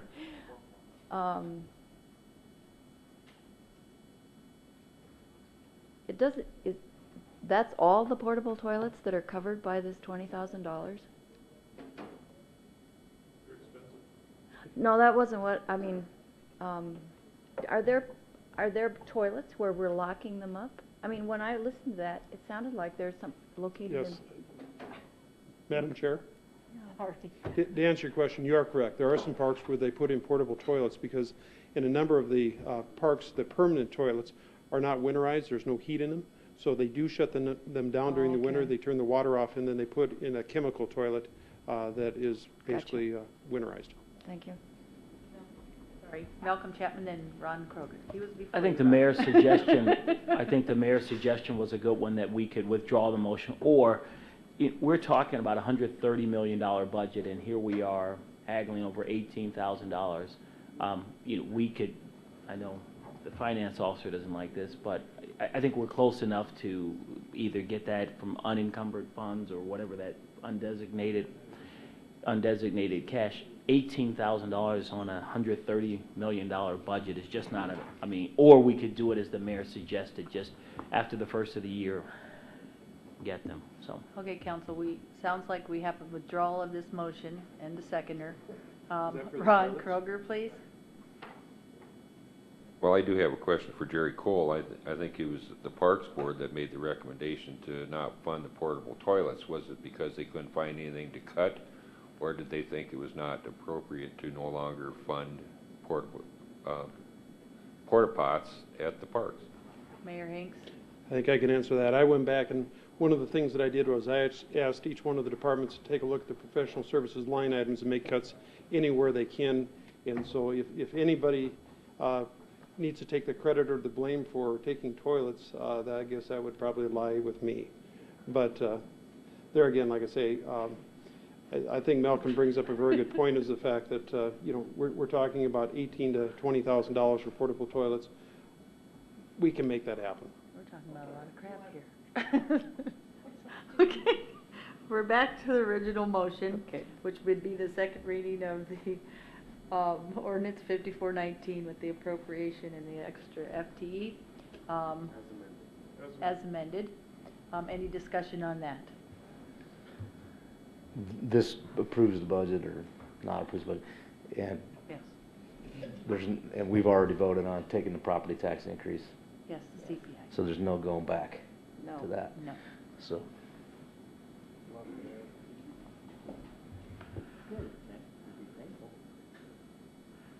Any others? Sam and then Malcolm? Thank you, Madam Chair. A couple of things. It recently came to my attention, I wasn't aware of this throughout the budget process. I kind of found out outside of the process that the budget includes the sale of part of the Wally Byam site, and I guess I may have missed that in the initial presentation. Perhaps it was discussed, but I guess I have a little bit of concern as a general accounting practice of including that in the budget when the sale hasn't happened, and in fact the price hasn't even been officially determined. So I'm a little bit concerned about doing business that way. Yeah, I guess if I have a little bit more information on that, I would appreciate that. Thank you. Just so you know, my understanding, it has been somewhat of a practice for a number of years that if we have, that we look at all available funding sources, and if there's the opportunity to sell land, we've included it, whether or not we actually have a buyer on the hook. In past budgets, we've identified additional land where it hasn't even been put on the market yet, but our intent is to actually sell it. In this case, I was comfortable putting it in there because, quite honestly, we have someone who wants to buy it. Basically, the freeholders just need to establish the value, and we can move forward with the sale. So I feel real comfortable that we can move forward there. Again, I understand the concern, but you're not talking that much money there. Again, you're talking a couple $100,000 out of a $130 million budget. If the sale doesn't go through, keep in mind this is the 2009 budget. We would have the opportunity to either sell that land or any other land that we wanted to put in the next 18 months and be fine. We specifically went out and platted that piece of property off, if you remember, separately with the intent of actually selling it to the buyer who is interested in the property. Do you have a follow-up, Sam? Thank you for the question. Malcolm? Thank you, Madam Chair. I'm in support of what we've done with the budget. I think overall it's been a good process. I applaud the mayor for what he presented to the council, and then us in terms of how we deliberated over the budget. I do have some concerns, though, how the budget is coming forward. And I know the mayor said that he did not include the CPI because he wanted to make sure that we had a discussion about it. And I said to him, and I just want to say it again, that it's my intent to be on the council, next year budget time. And I think that I would ask him to include the CPI next year, because I think this creates a perception in the community that there's an extra pot of money sitting out there that then the council divvies up to do different things with, as opposed to including that and making life in the finance office and overall in the city, I think, a little bit easier. So that would be my recommendation, and I would guarantee, if I sit here next year, that we will have a discussion about it. So that would be my recommendation. I support what we've done. I think that it's been good conversation and discussion in terms of how best to move the city ahead financially as it relates to a whole host of issues. Salaries and travel and CPI and other things. So I'm in support of what we've done with the budget. Thank you, Malcolm. Any other discussion? Ron Weifenbach? I have a question for Jim, and then I want to make my comment. And my question for Jim is, the question came up on the accounting practice of recognizing a revenue that doesn't exist. Is if there's a purchase agreement or something there that, it seems in my mind that, I guess you can answer that, Jim. Jim Preston? Yep. Thank you, Madam Chair. When we were initially, I'm sorry, if somebody could shut a mic off, maybe. Thank you. I understand what you're saying there, and that was my suggestion. And essentially, what we were trying to do is, as you know, we use undesignated cash from what we feel that we're going to have to balance the budget. Most of that comes from like salaries are not spent, additional sales tax that may come in, et cetera. And we've projected that in the past, you know, we've used as much as 4.3 million. This year we're using 1.7 million, so there is quite a bit of difference. The reason I suggested that is we have done something similar in the past where we tried to get that undesignated cash balance back up there, and so that was the practice behind that, was to take that $200,000 and put it back into undesignated cash, so we had a bigger a balance that we could use to help balance the budget. So I'm not sure that answers my question. I just wanted to know basically if that was an appropriate accounting practice for us as a city. Just because we were talking here about, we were off like $18,000. Here we're talking $200,000 in my mind of revenue, because we think we're going to sell something. I am not here to belabor it. I understand we have a $120 million budget here, and I'm not here to belabor a $200,000 revenue source, but it seems, since Alderman Quicker has brought it to my attention, that it doesn't seem like it makes sense to me, but that's why I wanted a clearer understanding of it. So, I mean, is it Mayor appropriate, Hayes? or is that a practice that is appropriate, that is consistent with the city of Rapid City? Mayor Hanks, please. Thank you, Madam Chair. I believe it's consistent with what we've done in the past, and it's also consistent with what they do at the state level. They look at all available funding sources, make projections. The thing to keep in mind is, worst case scenario, the property sale does not occur in 2009. Basically what that will do, it will just lower our undesignated cash balance by $200,000. I have no, still before, I have no concern about the $200,000. I'm just worried about, I just have some, about the practice of having a line item for a particular thing that we don't even have a purchase agreement for. That would be my concern, not whether the $200,000 materializes or not. It just seems like if you start adding those things up, we take the $200,000 and we take another one, we take another one. That would be my concern for Mr. Preston, our finance officer. I appreciate that, Ron. Sam, please. Yield to the floor. if I could, first off, when you say a line item, it does not show up on the revenue side. What it shows up in is this sheet here that we generally start out. This is probably the first sheet that we went over with the council, just to show you what our cash balance is. And we did put that in there. I did go through and point out that we are projecting a land sale to try to get our undesignated cash up there to try to give us some relief on there. So far as it showing up on the income statement or something like that, no, it does not. But far as the cash balance, again, I felt comfortable with that because my understanding is that we did have a buyer out there, and there was a lot of interest in purchasing that piece of property. So. And I remember you talking about this at budget hearings, but maybe I didn't feel it fully. But Ron Weifenbach. Thank you, Madam Chair. I think that I wanted to respond to the budget process. I do feel that there's been some good dialogue. It's always important. I'm vehemently opposed to what we've done with the property tax increase. We call it whatever we want. And the reason I'm vehemently opposed to it is because of our practice of tax revenue districts that have been uninhibited and have created continued stress upon the infrastructure, including our administration, our staff, without any added revenue to provide for that infrastructure. The budget process overall, I'm pleased with. I think the mayor's put some hard work in with his staff to make some tough decisions. We are in a period of time where it's, there is challenges for the average everyday person out there. Looking at the water rate increases tonight, if anybody had noticed, the people that are going to get hurt the most are the people with the least amount of income. If you looked at the charts tonight, you would see the people that had the lowest usage are usually the people with the lowest amount of income, and they had the biggest increases. And this is where I would say to the mayor, continue to bring forward a balanced budget without the CPI and put it in the laps of our council and let us vote on it and decide. Thank you. I appreciate that, Ron.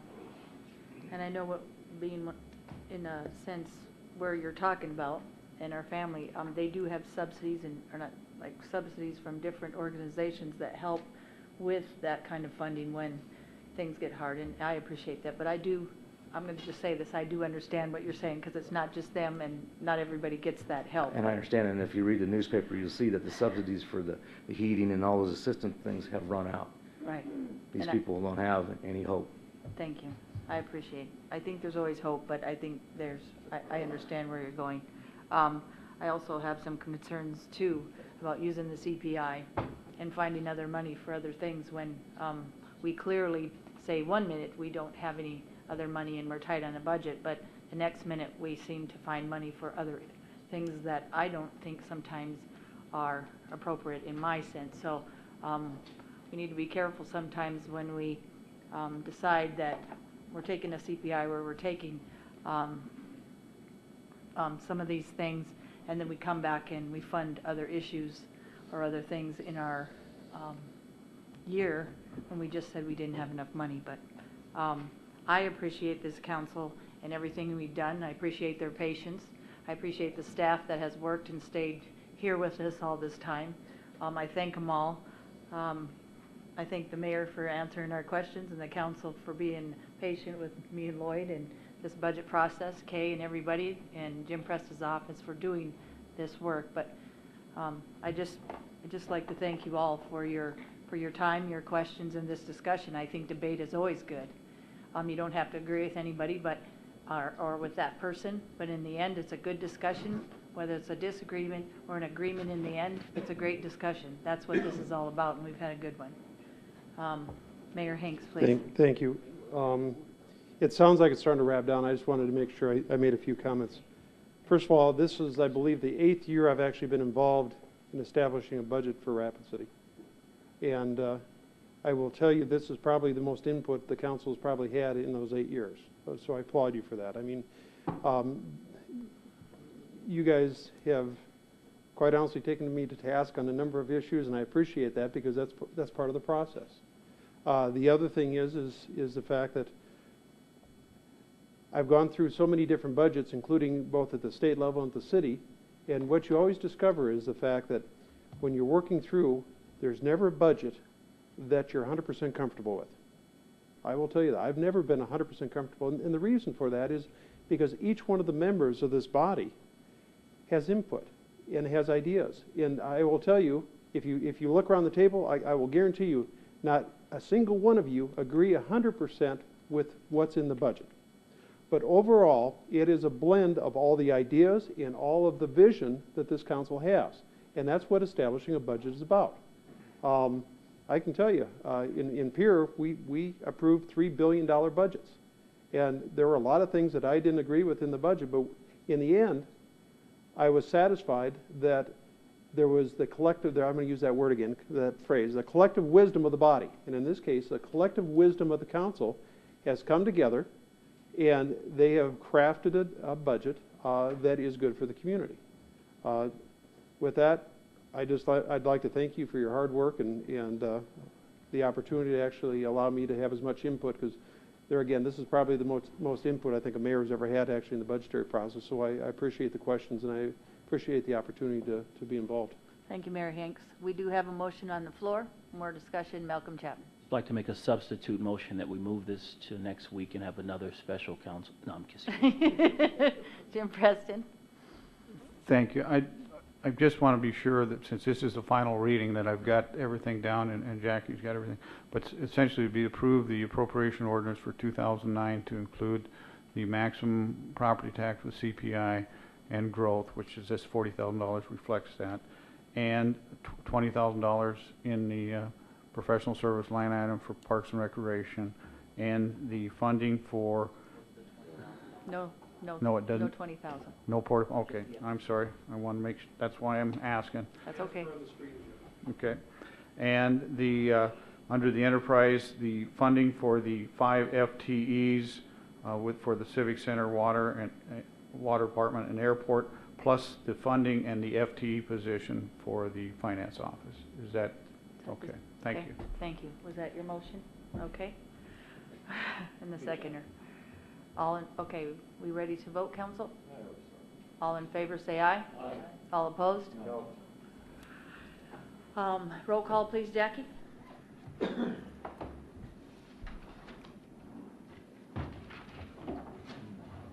Quaker, No. Olson. Kroger. Adcock, Aye. LaCroy, Aye. Martinson. Wyffenbach. Krepke. Aye. Chapman. Aye. Your motion carries.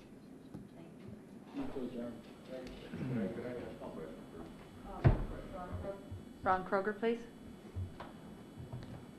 Say, Jim, could you just explain to me what would have happened tonight if the budget would not have passed?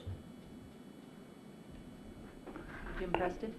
There would be a couple things. One is we'd have well, wouldn't have to, but I would strongly encourage you to have a second meeting to get this passed, because without the budget and approval to levy that by October 1st, we could lose out on that property tax, which would be about, what is it, $11 million? I got it right here. $12 million. So, does that answer your question? If we didn't approve it, we could lose out on that property tax, about $12 million, and most likely if we would lose out on it. So. Well, I guess that does answer my question. I just want to go back to what the mayor said, there's no question that there's things on this budget that I don't think everybody was in favor of. But on the other hand, you have to look at the consequence. If we would not have passed this budget, we would have had $11 million less to spend, and I think that's irresponsible. Thank you, Mayor. Sam Quaker? Had it not passed, which it did, so it's really a moot point. Had it not passed, there would have needed to have been another meeting and to hammer out some of the outstanding issues that those in the majority, had it not passed, would have had. So I guess I don't think that that's a fair accusation at all, and I think we're out of order on this. And if we want to open this up and have a big discussion, I can reiterate everything that I've already reiterated, but I chose not to do that at this time. We proceeded with the vote, and the vote passed fair and square, and now we move on. Thank you. In a move and a second to adjourn. All in favor, say aye. All opposed? Thank you. Thank you.